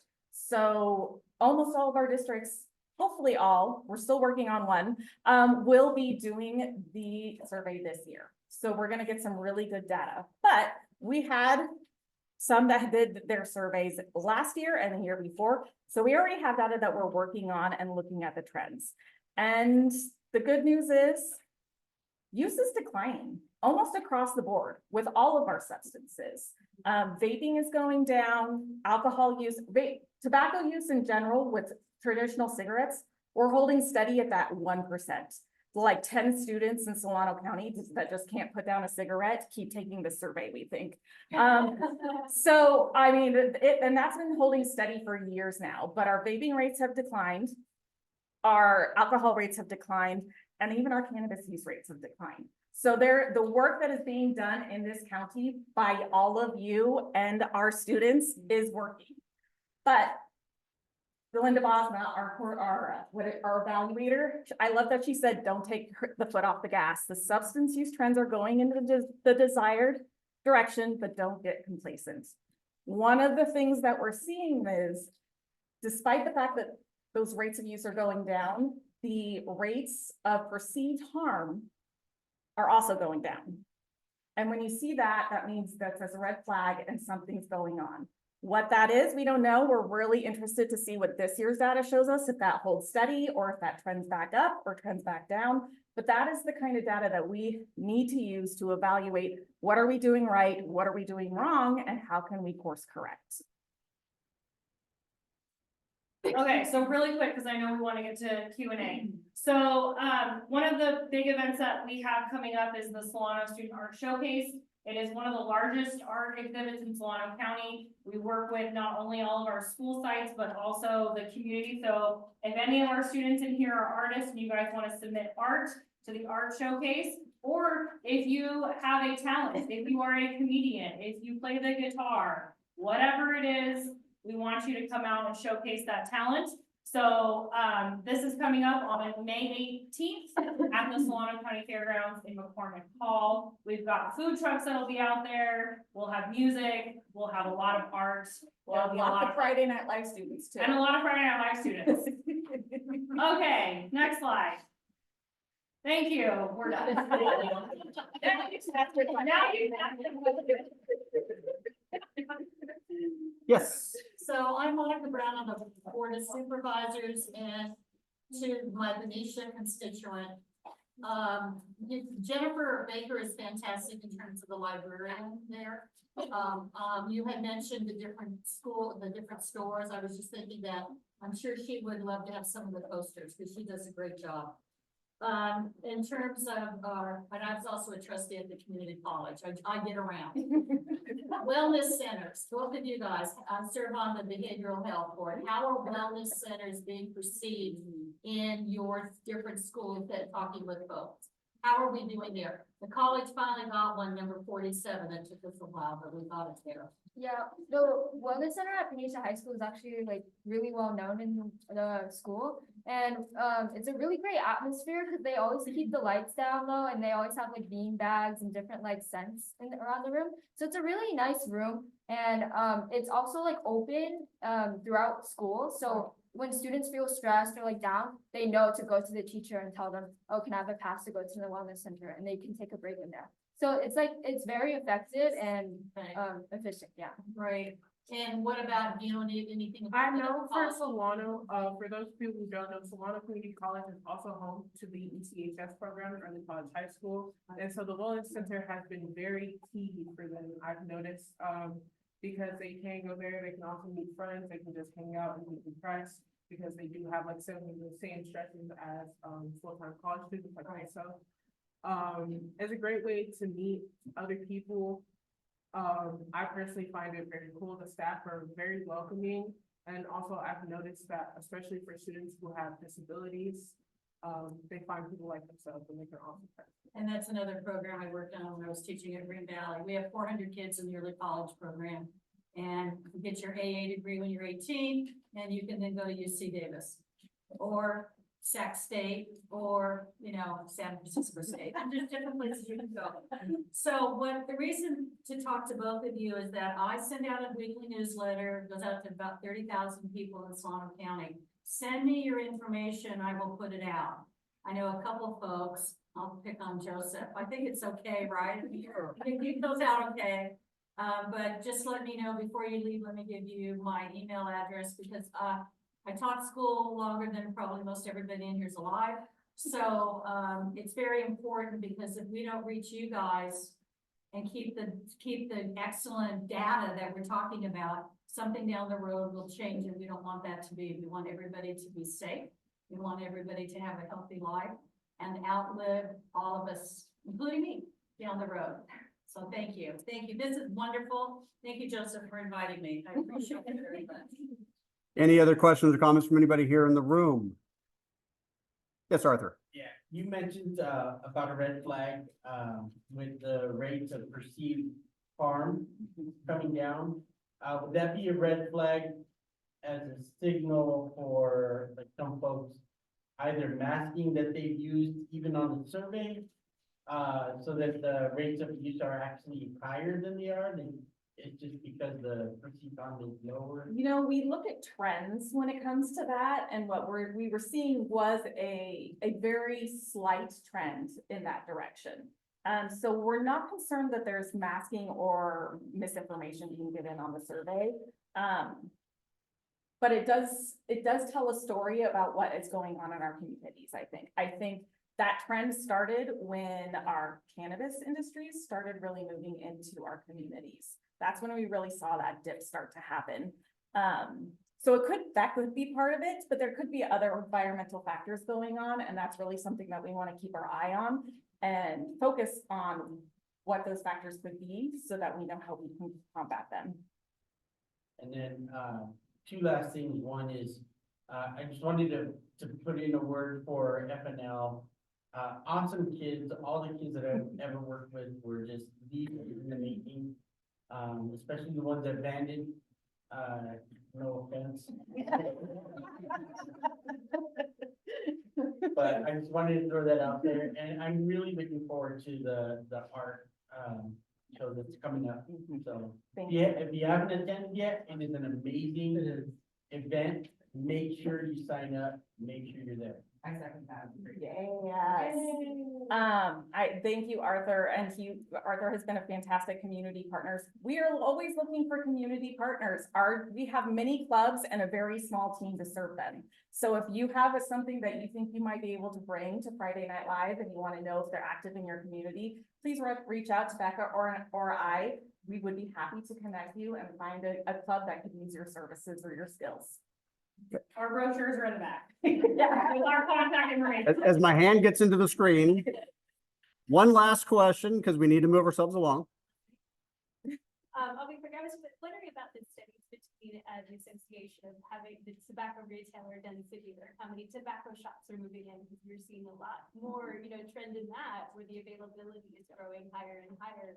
So I was wondering about the association of youth with the tobacco retailer density. I don't know if there's any studies out there. That's not covered in the checks data, but what is covered is ease of access and how students perceive whether they think it's very easy, slightly easy, difficult or very difficult. Yeah. And we've kind of just looked at this today, which is very odd, but it looks like it's going up in terms of ease of access or And it also perceived ease of depends on the access. community. Yes. Because we have both a countywide report that is actually available for any of you to access, but also district-wide reports. So you can actually break that down by district and what cities that those districts serve to get an idea of, you could compare retail density to those responses and see if there's a correlation. We just haven't had a chance to do that yet. Robin, did you want to add something? Just to that point, Robin Cox, bureaukeeper of Five Salons, so welcome to everyone. Just to that point you guys were addressing, that's the other red flag in that data. Is that in some cases, especially with middle schoolers, we're seeing not only the perception of harm decrease, but in some of those, the ease of access is increasing. So we're really trying to study what's going on, especially with our middle schoolers. And I don't know, I know there's been, cuts to 2P funds and there's been other things going on. It really just means we have to keep working on this. And that's one of the key lessons in public health. Like years ago, there was the public tuberculosis was pretty much eradicated. But that's what Linda Bosma means about like not taking your foot off the gas, because the second you start not, watching it, still working on it, you have this huge resurgence. And we know the tobacco industry just keeps reinventing themselves all the time with all these new gizmos and products, since we absolutely have to keep plugging away at it. But we're really watching what is going on with the middle schoolers, and we want to see that next data for the trend line. But we think we have a lot of work to do. And part of it's reaction to the vaping. So even though vaping kind of held steady this year, or maybe dropped a little, the trend line still was like this huge exponential increase in vaping. So we need to bring that back down. Like we need to see a huge drop in vaping. Yeah. Okay, with that said and done, we're going to go ahead and transition ourselves. Thank you very much for the economic work. Thank you much. And for those of you in the virtual world, you might be able to see the two ladies sitting down. We're going to bring up our next group up here is the Sassoon Youth Commission, Sassoon City. I always forget the city part. Sassoon City Youth Commission. And hopefully you can, in the virtual world, you kind of see them coming up here. And I do apologize for our camera situation. We do not have a 360 camera. We are just operating off of my laptop. But you guys come over this way. Come over this way, kind of spread and evenly. And let the podium be the center, and you guys kind of spread around the center. Okay, come down a little bit. Careful with the wires. Okay, yeah, so we can go ahead and get started. First of all, I'd like to introduce myself. My name is David Knott, and I just happen to be the founder, the chairman, and the advisor to the Sassoon City Youth Commission, but they will remind me that I don't have a voice. So one of the things I just want to say, and that is that we're basically introducing ourselves because we don't have any tobacco coalition programs and things of that nature. But we do have the kind of programs that let's say if you have youth there, even adults who, are trying to, not necessarily trying to, but we have the kind of program that could potentially, redirect, youth from tobacco and vaping. So what our kids are gonna do today, they're gonna introduce you to the Citizen City Youth Commission, tell you a little bit about us, what we've done over the eons, the time that we've been around, and then some of the current initiatives that we're taking on. So I'd love for you guys to hear from our kids. Go ahead. Good afternoon. My name is Marley Dawson. I'm the president of the BDSSO, also known as the Beyond Differences Student Service Organization. We're the Sassoon City Youth Commission. The purpose of the Sassoon City Youth Commission is to empower youth, preteens, and teens to engage in the community through youth clubs, performing and visual arts, student service organization, sports, vocation, and project management as an enhancement to the quality of life of Sassoon City youth and families. The Sassoon City Youth Commission gives a voice to the silent majority and an ear to hear youth voices on recommendations by and for Sassoon City youth and youth who attend Sassoon City schools. Because of our uniqueness and not having our own high school to hand our student citizens off to, our target population in Sassoon City is our middle schoolers.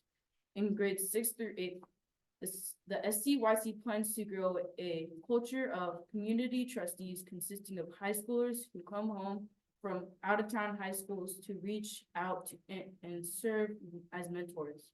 One of the SCYC pillars and core principles is mentorship.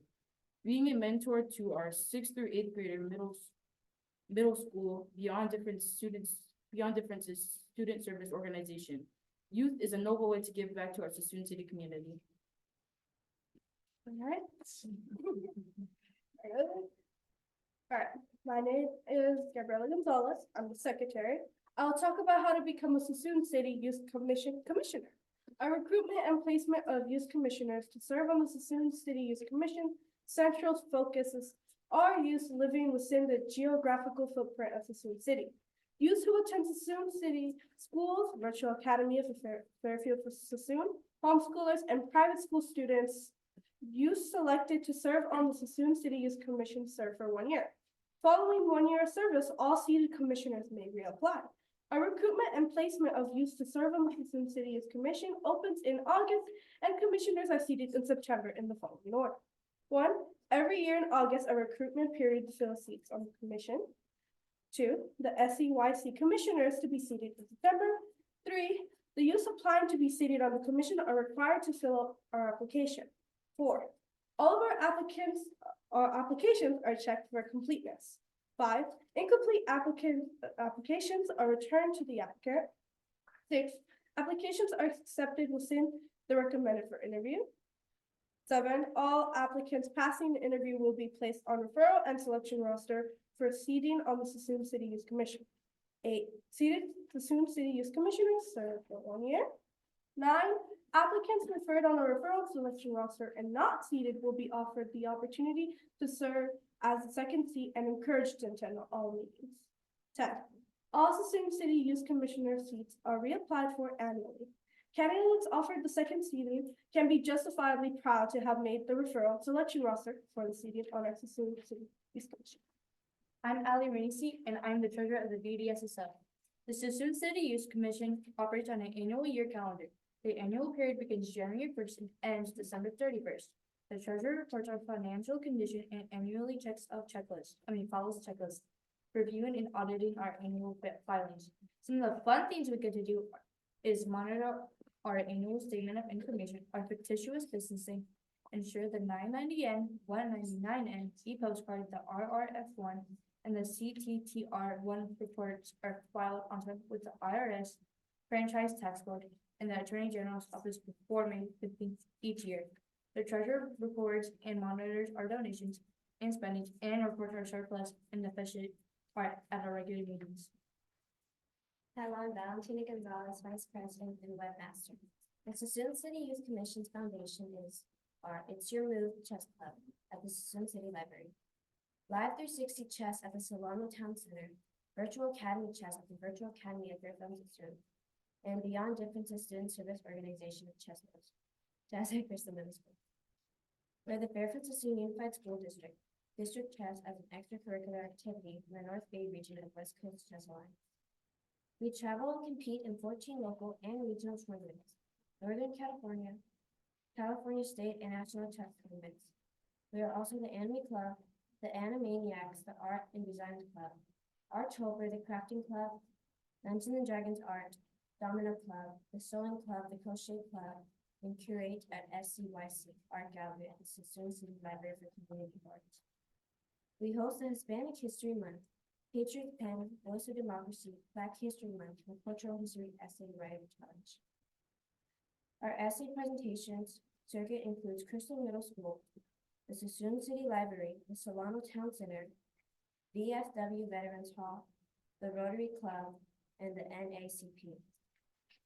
Hello, I'm Crystal Kunanen, and I'm the parliamentarian and webmaster. We are a performance opportunity and venue for our young musicians and performing artists.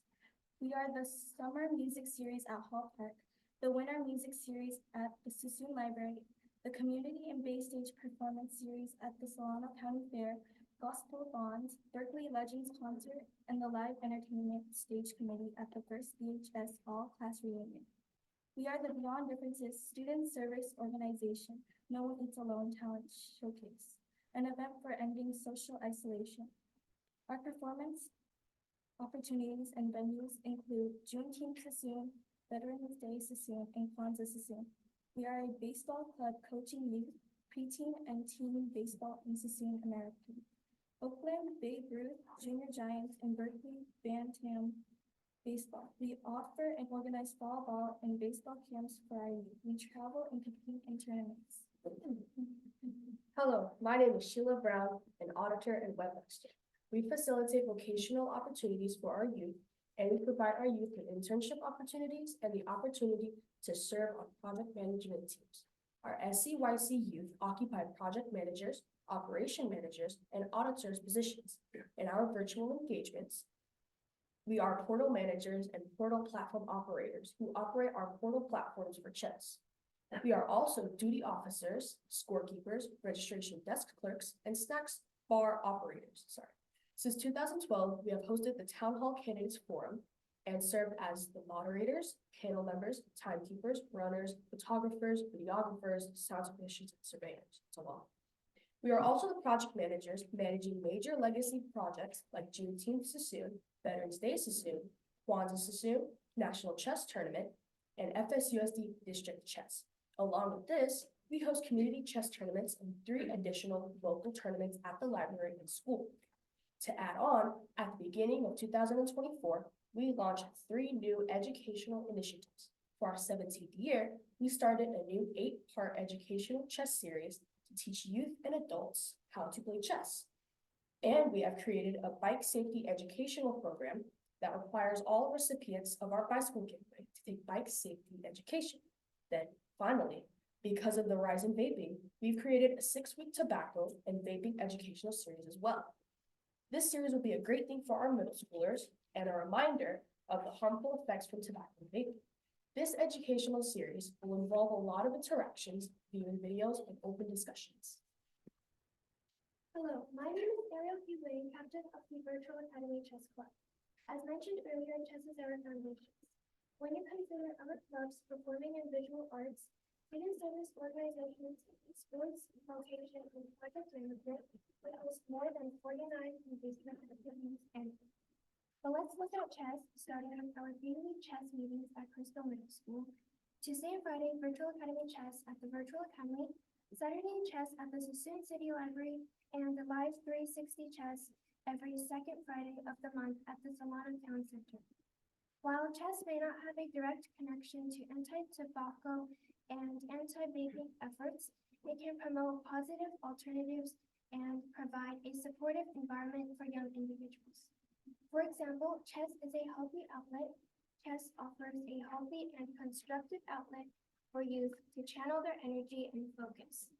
By engaging in chess, young individuals can develop strategic thinking skills, enhance concentration, and improve problem-solving abilities. This can help keep them occupied and involved in positive activities reducing the likelihood of turning to tobacco or vape as a means of escape or entertainment. Chess is a positive peer influence. Chess clubs and tournaments often bring together like-minded individuals who share a passion for the game. Being part of a positive and supportive community can help young people develop strong peer relationships built on shared interests and aspirations.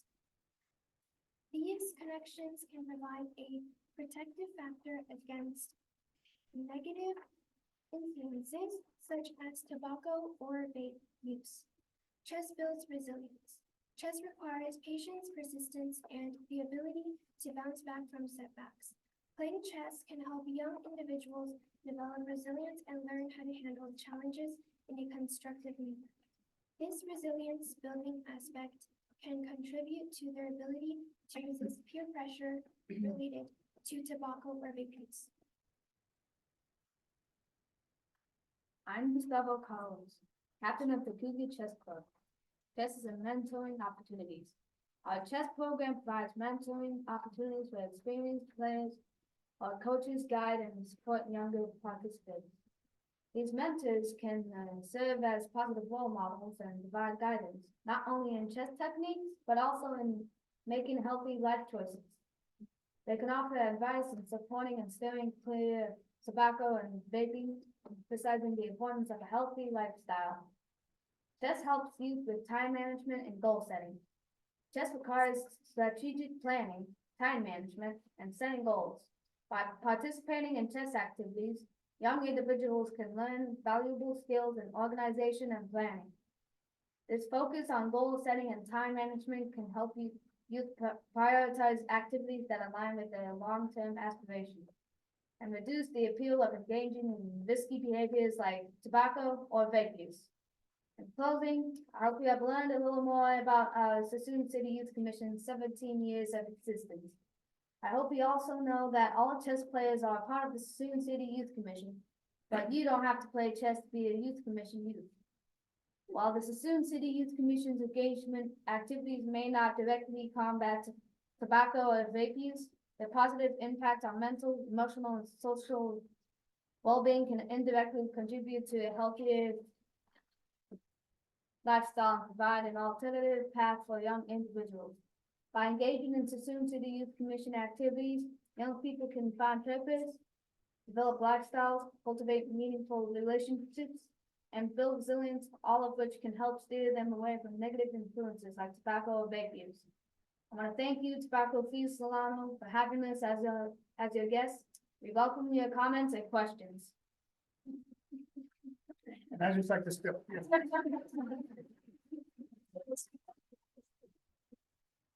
And I just want to step in to say that he named a lot of different benefits that we get from the activities that we do. And we use chess as an example, but it also applies to music. It also applies to our art programs. And, one of the beautiful things about our art, we have art in the museum. We also have art all over the country right now for the kids who's come through our program. But once again, the activities are the kinds of things that could be those alternatives to tobacco and vaping and gives kids something to do. So again, I want to thank you. And if you have any questions or comments for us, please ask. So, and remember, I don't have a voice.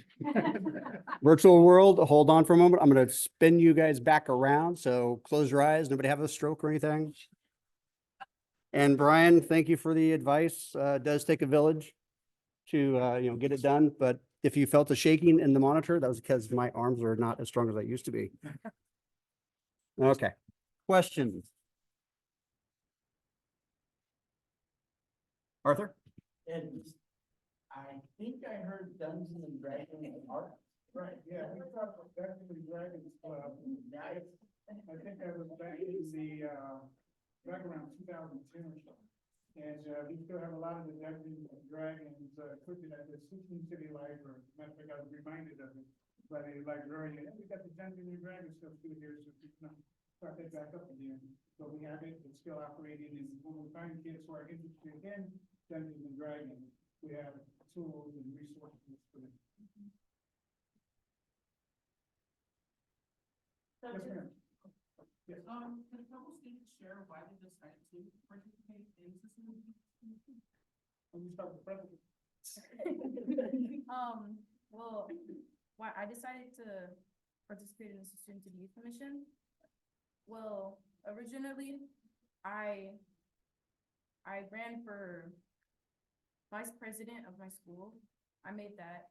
And then I realized that I was just doing things for the school. I wasn't really out in the community helping and doing things in the community. That's why I joined the Student to the Youth Commission, because I wanted to do things for more people my age, not just people in my school. More things in the community. Pretty exciting. And for those in the virtual world, looking out to see it, I see about 7 of those heads nodding and behind you. Right, yes. And I can tell you a little story about this, okay? These 3 young ladies, at least 1, 2, and the 4th one here, they came into my office and they said, Mr. Day, I just ran for, what is it, ASB or something like that, ASB student body, and they only do stuff on the campus. But the BDSSO and the Citizen City Youth Commission does stuff in the community. We want to take over the BDSSO. So what ended up happening, I ended up calling these young ladies here the junta, okay? Because when they came in to take over the BDSSO, all I could say is, yes, ma'am. And then just start working it and just being that advisor and that facilitator, and then just trying to get out of the way. And the one thing I always told them that as long as it's not illegal, immoral, or unethical, the world belongs to you.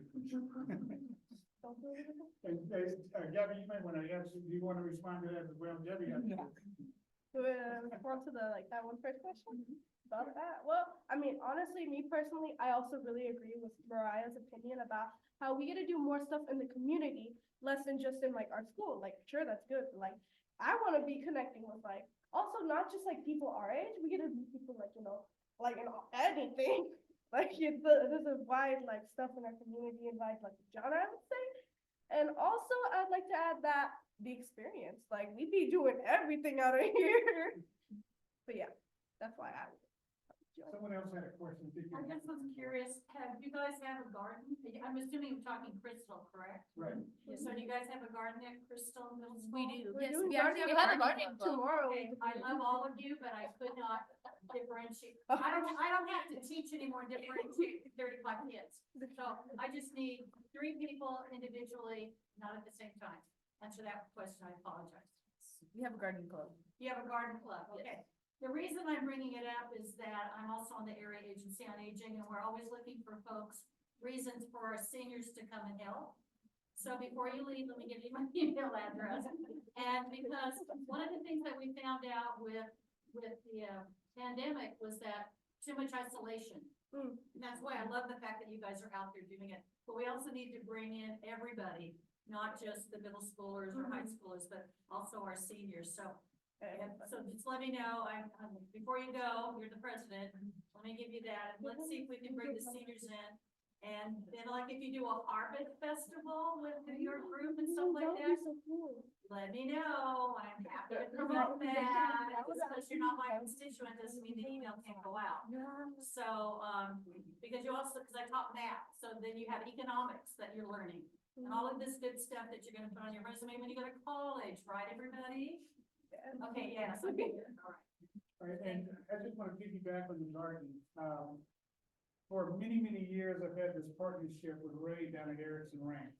And Oh, Erickson- yes, I know Ray. Oh, yeah, I've known Ray and his wife for years, Yep. okay? And there's been over the years, over 17 years that the Youth Commission's been in existence. Ray has given us these huge plots of land to come out and garden. Yep. But the only issues I've had or problems I've had from year to year or different years at different times was getting parents to be a part, because we also have a poultry project that we had set up for Rush Ranch. And the big problem with that is that you have to put the wire deep to the ground because the farmers say we'll dig under. But we have poultry projects, we do have a huge garden project in partners out in the countryside that is committed certain parts of the land for us to be able to come out. But the main thing that I need are parents. Parents to connect, but I can't do it all by myself. Any other questions? Actually, I'm going to stop the questions at the moment. We're going to move on to the next group. So thank you very much. We always have faculty who are here in sight, that if you want to have questions at the end of the session today, definitely we have that. I want to bring up the next group is our Bay Area Community Resources, is the Youth Tobacco Control Advocacy and Policy Project. So I will again lift up the monitor and stress my arms out. And before we start, everyone, I want to say, I will let them have an opportunity to introduce themselves, but my name is Kaylin Kelly, and I'm the project director for Youth Tobacco Advocacy and Policy Project. I'm also the project director for our San Joaquin cohort, our San Joaquin County cohort, which is students mobilizing others out of tobacco habits. For one moment, everybody who's over the age of 35, close your eyes. And what I want you to do is imagine what some of the most interesting or attractive social subjects were during your time in middle school and high school. Right, I'm seeing some cringes, I'm seeing some strange, right, exactly. Now open your eyes. And what I want you to do is, I want you to magnify those pressures exponentially. Because when we were in middle school, there was no social media. Social media was a phenomenon that if you're my age, I'm 47, when you were coming out of high school, it was something that was just kind of starting to gain steam. But our youth today are dealing with social media pressures nonstop. It's a ubiquitous part of their academic existence. It's a ubiquitous part of their social existence. And so that is the threshold under which we meet these youth. They could be doing anything else. Your Friday Night Live youth could be doing anything else. Your Susun youth leaders could be doing anything else. There's a plethora of things they could be doing. And instead, they're holding strong for tobacco prevention and tobacco control advocacy and many other safe places where youth can be and discuss pressures. So that's where we meet our youth. We meet them exactly where they are. I don't do this work by myself. I have a wonderful project coordinator who works directly hands-on with the Youth Tobacco Policy, Youth Tobacco Advocacy and Policy Project. Say that 5 times. And so her name is Nefertiti Kelly. She's probably on the call. And then I have another project coordinator in San Joaquin County by the name of Ricardo Cimental. They work directly with the youth. They do a wonderful job. And I'll let our youth introduce themselves. My name is Milo Trejo, and I'm presenting on behalf of YTAP. But besides that, I also am a very active member in bands and Friday Night Live. Hello, everyone. My name is Haley Lamb. I'm also attending Bandon High School, but I am a senior. I've been a part of YTAP for about 6 months now, so I'm fairly new, but everything is just great. And again, I want to say thank you for having me and thank you for having us for presenting.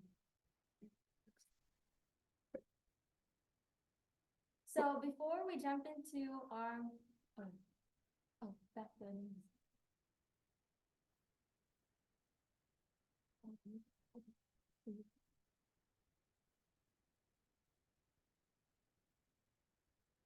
Want next slide?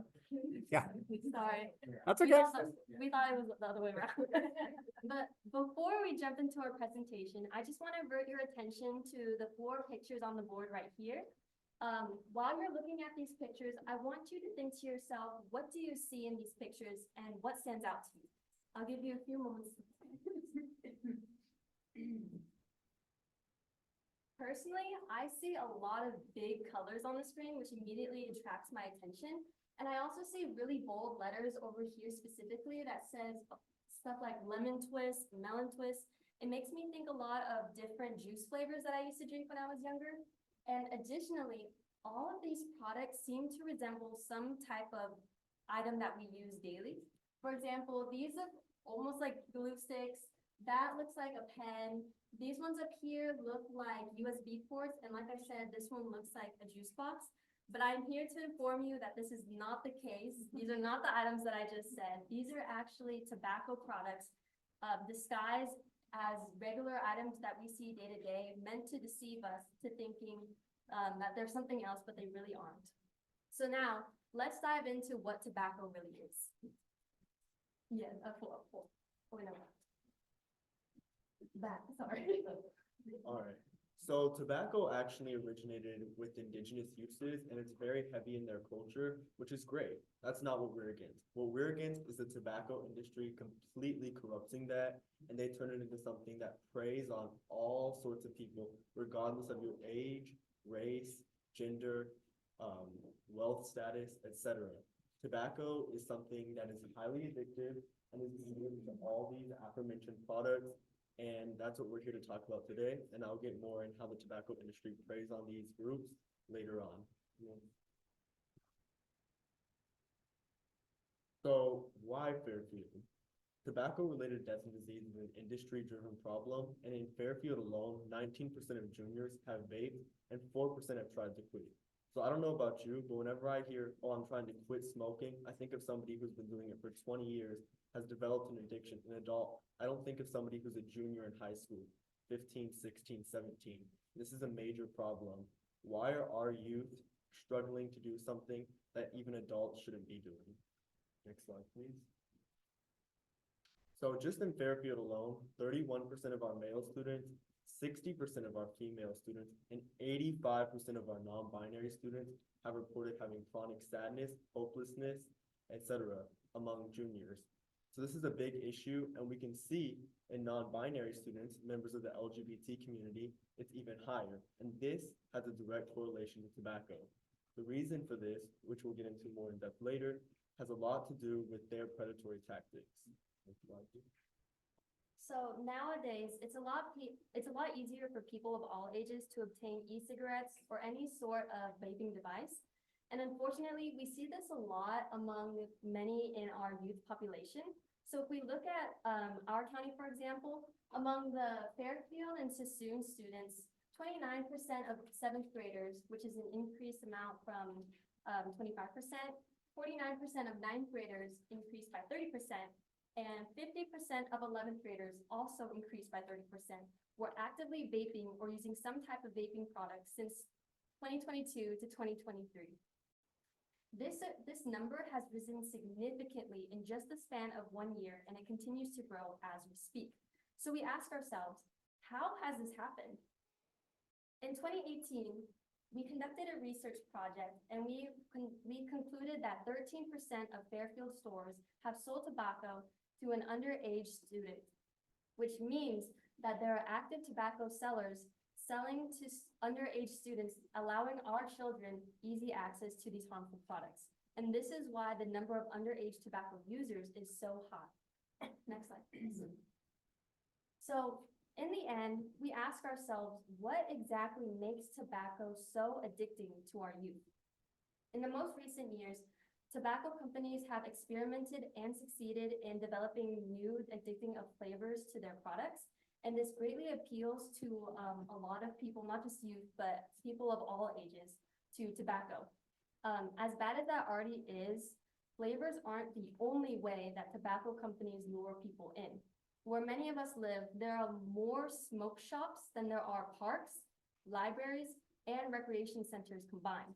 For example, in Vallejo encompasses more smoke shops and vape shops in every corner. And it's a common trend to see that tobacco is sold at very cheap prices. And so in some neighborhoods, it's a lot cheaper to buy a whole pack of cigarettes than it is to buy a whole bag of candy, making it ultra accessible to the youth. In addition to selling tobacco at low prices, the tobacco industry has also worked to design and develop electronic smoking devices, which is also very appealing to the youth. And we see on social media that the youth like to show off their new electronic devices and set off trends to entice more people and kind of to promote like, hey, this is what I'm using and it's super cool. But this is not good at all because you see people completing challenges and doing different tricks with these harmful products. And like I said before, this is why tobacco has been a really big deal among the youth population, and why it's growing so big is because of social media. Next slide. So the tobacco industry uses predatory marketing, and it sounds very self-explanatory, but it goes so much deeper than that. So I actually moved to Fairfield 3 years ago from Richmond, and that school that I went to was 92% people of color. And in that community, there was an insane amount of smoke shops, tobacco retailers, and anybody who wanted tobacco could get it. So moving out to Fairfield, I've noticed there's significantly less, and also significantly less people of color, less lower income families, but it's still a big problem out here. And this is not on accident. The tobacco industry preys on these vulnerable communities, LGBTQ, impoverished areas, people of color, because they know that they have been treated poorly by society and they are more likely to turn to something, a vice, that is going to provide them a relief from the stress or all the different influences they've been under. So the tobacco industry does not care about anybody's well-being, and that's just the bottom of the line. Regardless of what they might want to make you believe, oh, these are organic cigarettes, these are better quality, it's all bad, and they do not care about our well-being, and they will do whatever it takes as long as it's considered legal to get more customers, whether that's making, as Haley mentioned, melon flavored vapes, or even cotton candy or green apple, all flavors that are much more likely to be appealing to middle schoolers than it is 30-year-old adults, which should be the key target. There should be no key target, but if it is, it shouldn't be our youth. So the tobacco industry uses this method purposely to get more customers and just keep the steady flow of the tobacco corruption going in our communities. Next slide, please. So the practice of manipulating vulnerable communities into buying and consuming something that is harmful to them through the exploitation of other vulnerabilities is predatory marketing, as I previously explained. And Fairfield residents support reducing tobacco retailers because why wouldn't they? 93% of people surveyed supported reducing the number of retailers near schools, parks, and low-income neighborhoods. And if you aren't, I ask you why. Why would you not want to reduce the amount of people that are spreading this harmful product that is negatively impacting our youth and just our community as a whole? And it's a big issue. And with all this support, it makes us realize that we have the community behind us and together we can fight the tobacco industry. Next slide, please. Earlier, Johanna mentioned the statistic, and she said that youth usage of tobacco products, especially combustible tobacco products, is going down. And can't we see why? Our youth are beginning to understand that they have the capacity to tell their own story. But not only do they have the capacity to tell their own story, they also have the capacity to develop their own data, do their own campaigns, speak for themselves before our locally elected officials, and that is very particular to their experience with tobacco prevention. And many of the times that I come into meetings with our youth, they're actually educating me about what's happening in the high schools. But what does that require of our older dinosaur leadership? It requires that we listen. And I've included myself in that realm. It requires that we listen. It requires that we understand, and it also requires that we are aware that tobacco is an evolving enemy, right? I remember 10, 15 years ago, if someone gave me a USB, I was thinking book report, I was thinking homework assignment, I was thinking science project. Nowadays, the narrative behind the USB has changed dramatically. And so every single time the youth come with information that is directly from the schools, directly from their neighborhoods, directly from their peers, it is incumbent upon us to listen. Because that USB that looked like an actual mechanism for science reporting back in the day, nowadays that is paraphernalia for vaping. And we are witnessing firsthand how our youth are able to identify those things and then markedly say, this is not what we want our future to look like. I know I deviated a little bit from this slide. I think everyone in this room knows what a tobacco retail license does and knows the importance of having tobacco retail license and how they protect our youth. So I'll just go on to the next slide. This is one of those things where our youth become very, very impassioned and engaged when they start to learn about tobacco prevention.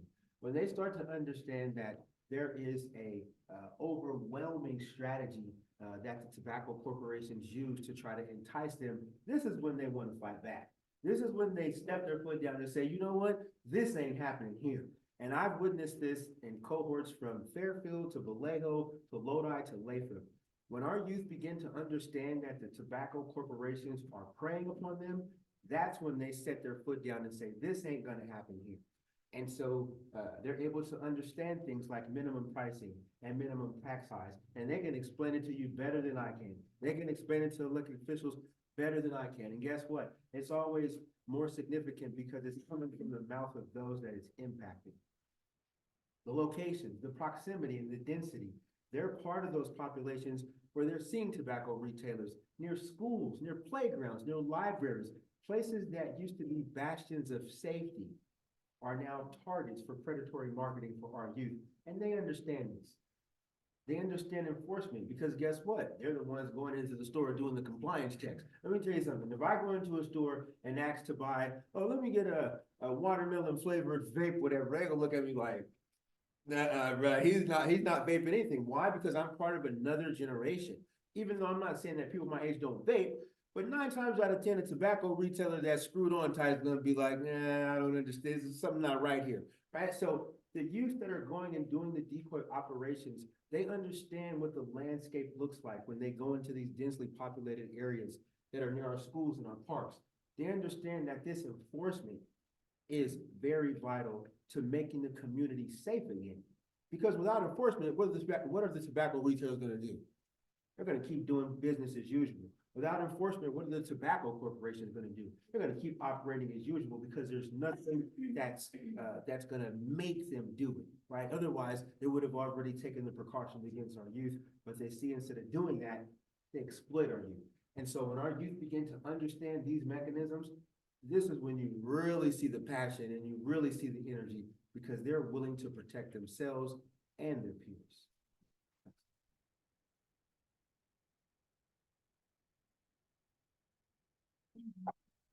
So if you want to help protect youth like us, there's a lot of different things you can do. You can write letters of support, you can share your own testimonies, or you yourself can become an ally, even more so than you are now. Be a part of our task force and help make Fairfield a TRL town today. If there's any questions, please let us know and we'll be happy to answer.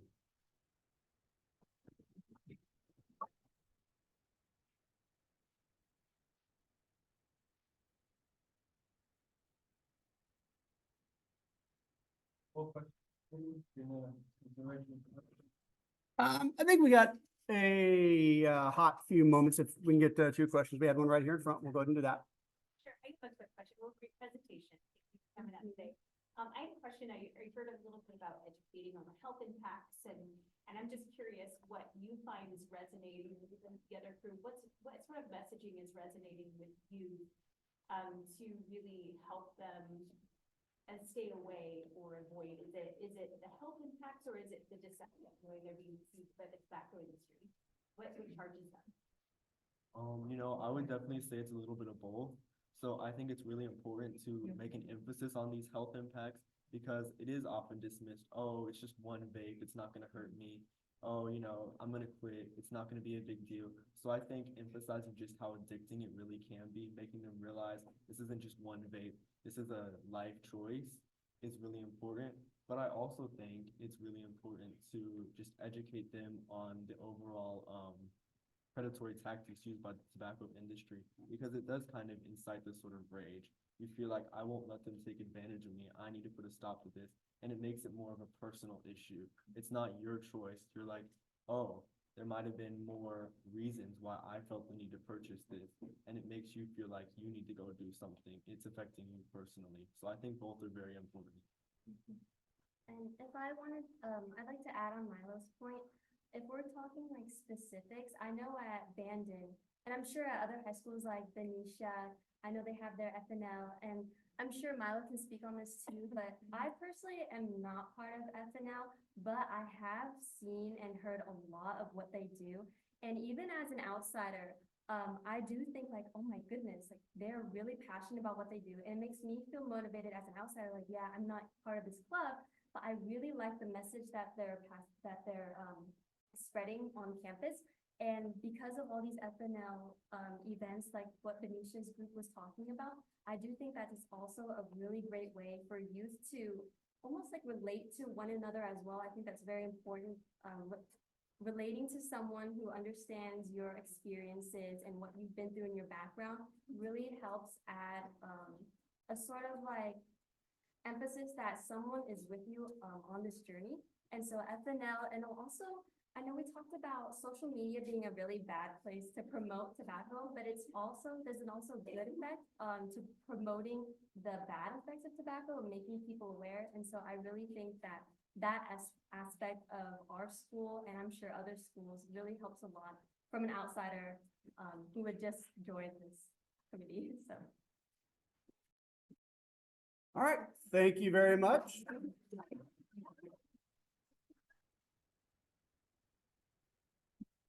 Okay, so this is the part of our evening. Here we are coming toward our end. We want to just say thank you again for those who are in the virtual world and also those who are here in person with us. We always want to do a little bit of a recognition and also our nominations, which we have been hounding you all to get from.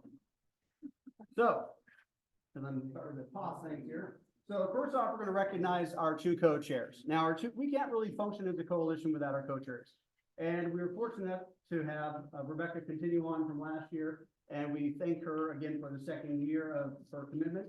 And so again, we want to say, and we have this as our certificate, it says Rebecca Floyd for your outstanding service as Solano County Tobacco Free Solano Coalition Co-Chair 2023. We want to say thank you very much.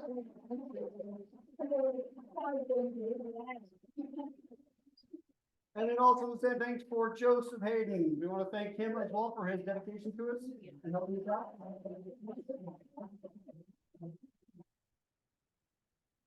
And staff, tell me where I'm going next. All right, and all right, we're gonna move on to our adult advocate and youth advocate of the year awards. So first gonna be the adult advocate of the year. So let's see, we have two nominees. We have Judy Close, and apologies if I'm saying your name wrong, for John Finney High School Friday Night Live.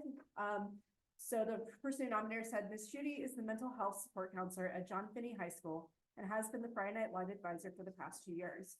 Judy oversees the wellness room at her school and provides a safe space for students who need extra support.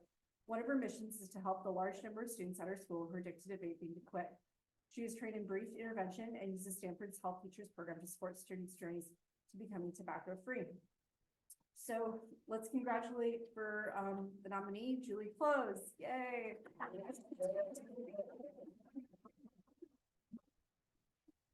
All right, and we have another nominee, John Treestock, who the person that nominated said, great organizer and advocate.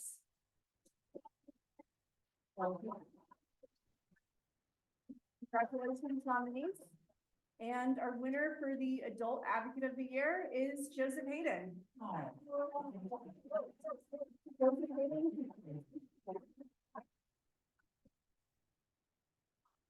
Now, for those who may not know Joseph, he came to us last year. He jumped into the whole tobacco environment realm. Many of you know his story, but he's been just going forward. He's been really connecting with political individuals out there and really just making a lot of good inroads. He helped us do a lot of work in going towards really things that are happening in Vallejo, the smoke-free multi-unit housing ordinance. We actually have coming up the first reading for tobacco retail license in Vallejo, and a lot of that has been done to the hard work of Joseph himself. So thank you.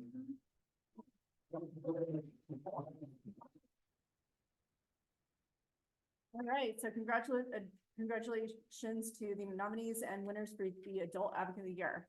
Our next category is the Youth Advocate of the Year award. All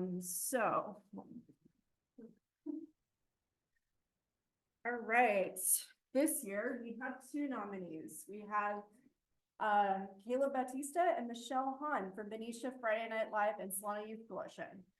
And the person that nominated him said, Caleb and Michelle are active leaders of Benicia Friday Night Live and the Solano Youth Coalition. This year, they worked with both programs to develop and lead a town hall hosted by Benicia Unified School District for parents and community members on vape education and preventions. They also participate on a panel of local experts representing youth voices back in prevention. This was held in person at Benicia Unified School Board as well as live stream. They reached over 165 viewers with this presentation and panel. So congratulations to nominees, Caleb Bautista and Michelle Hahn.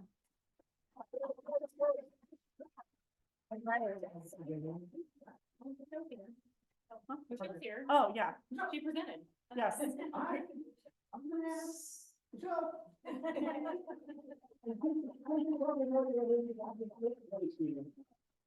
Oh, want a picture? Yeah. Up in front of that screen, Michelle. We open this up. There we go. We base it over here. And we, Oh.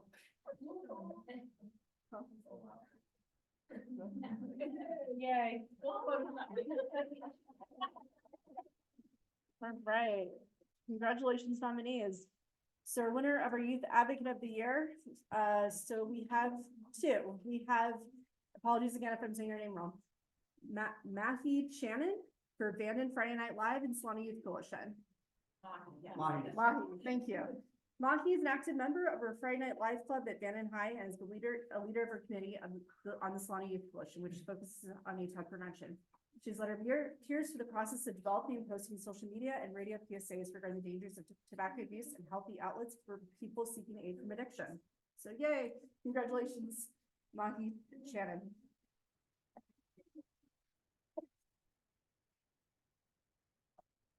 All right, and our next winner is Sarah Salmi for Abandoned Friday Night Live and Solana Youth Coalition. Sorry. I just hear Michelle in the back. Sorry. all right, of them here. No, they did not. Okay, so for the past year, Sarah serves as secretary of Friday Night Live at Bannon High School and a leader of the ATOD committees. She has been an active tobacco educator through creations of graphics, social media posts, radio interviews, and peer-to-peer presentations.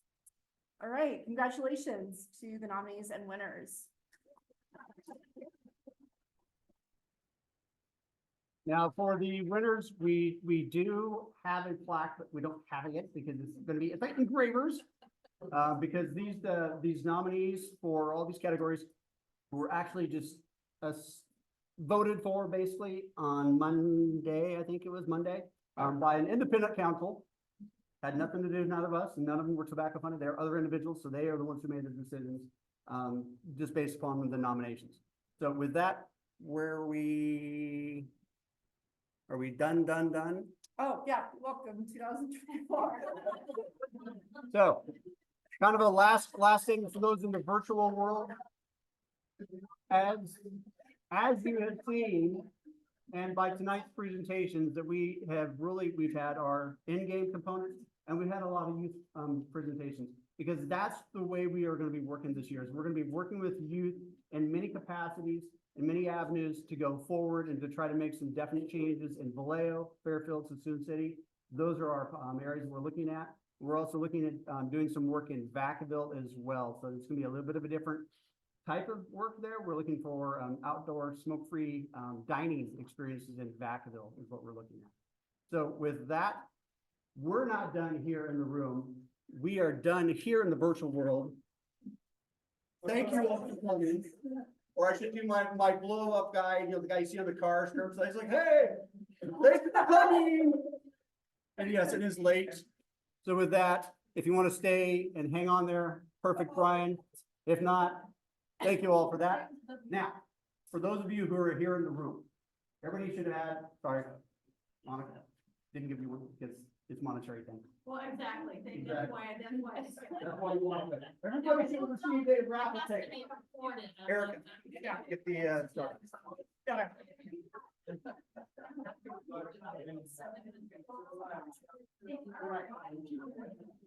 Okay. So.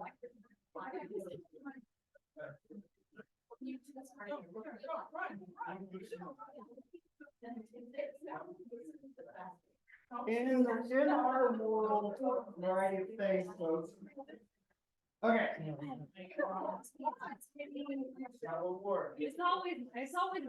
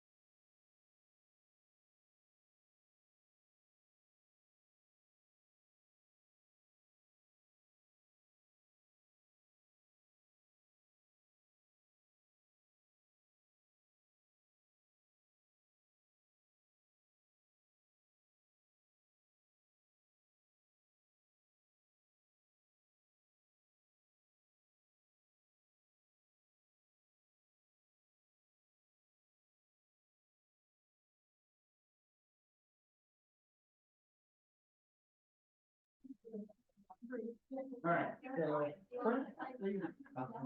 print, and sign. And there's the card. Print and sign. Okay, next $5 Starbucks gift card.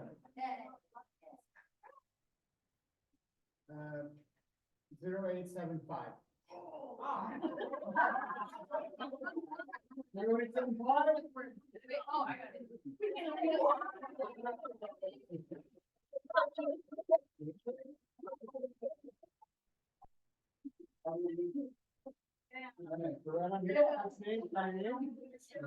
Move that right there on the table.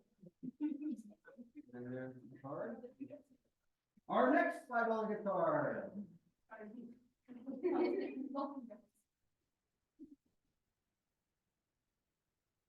0870.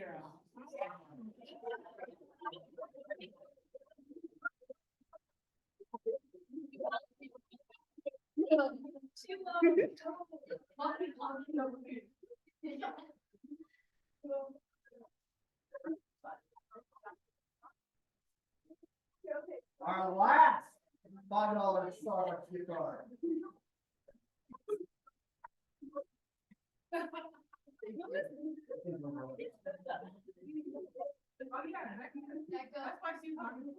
No, you're not. 0887.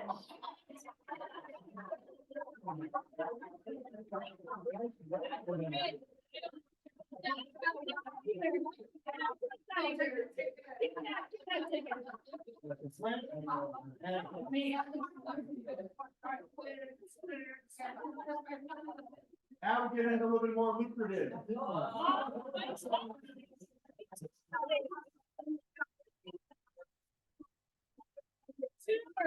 We have a $15 Walmart.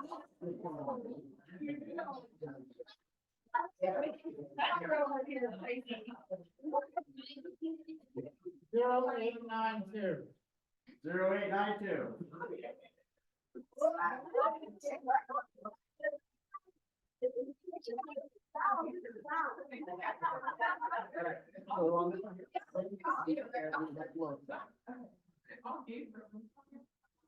Sheila, why'd you win again?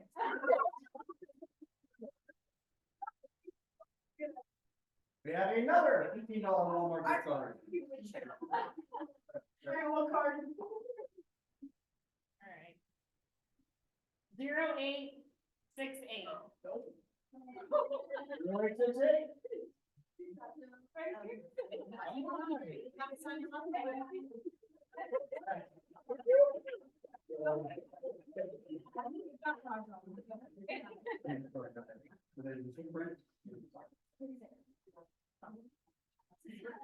Another $15 Walmart gift card. 0882.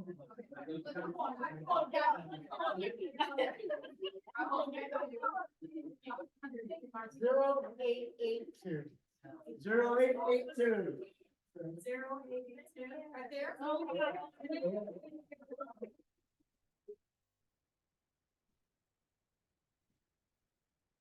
So print right on that one there and then sign on it. That. Correct.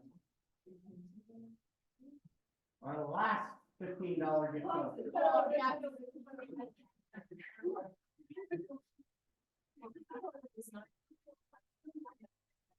All right, 0871.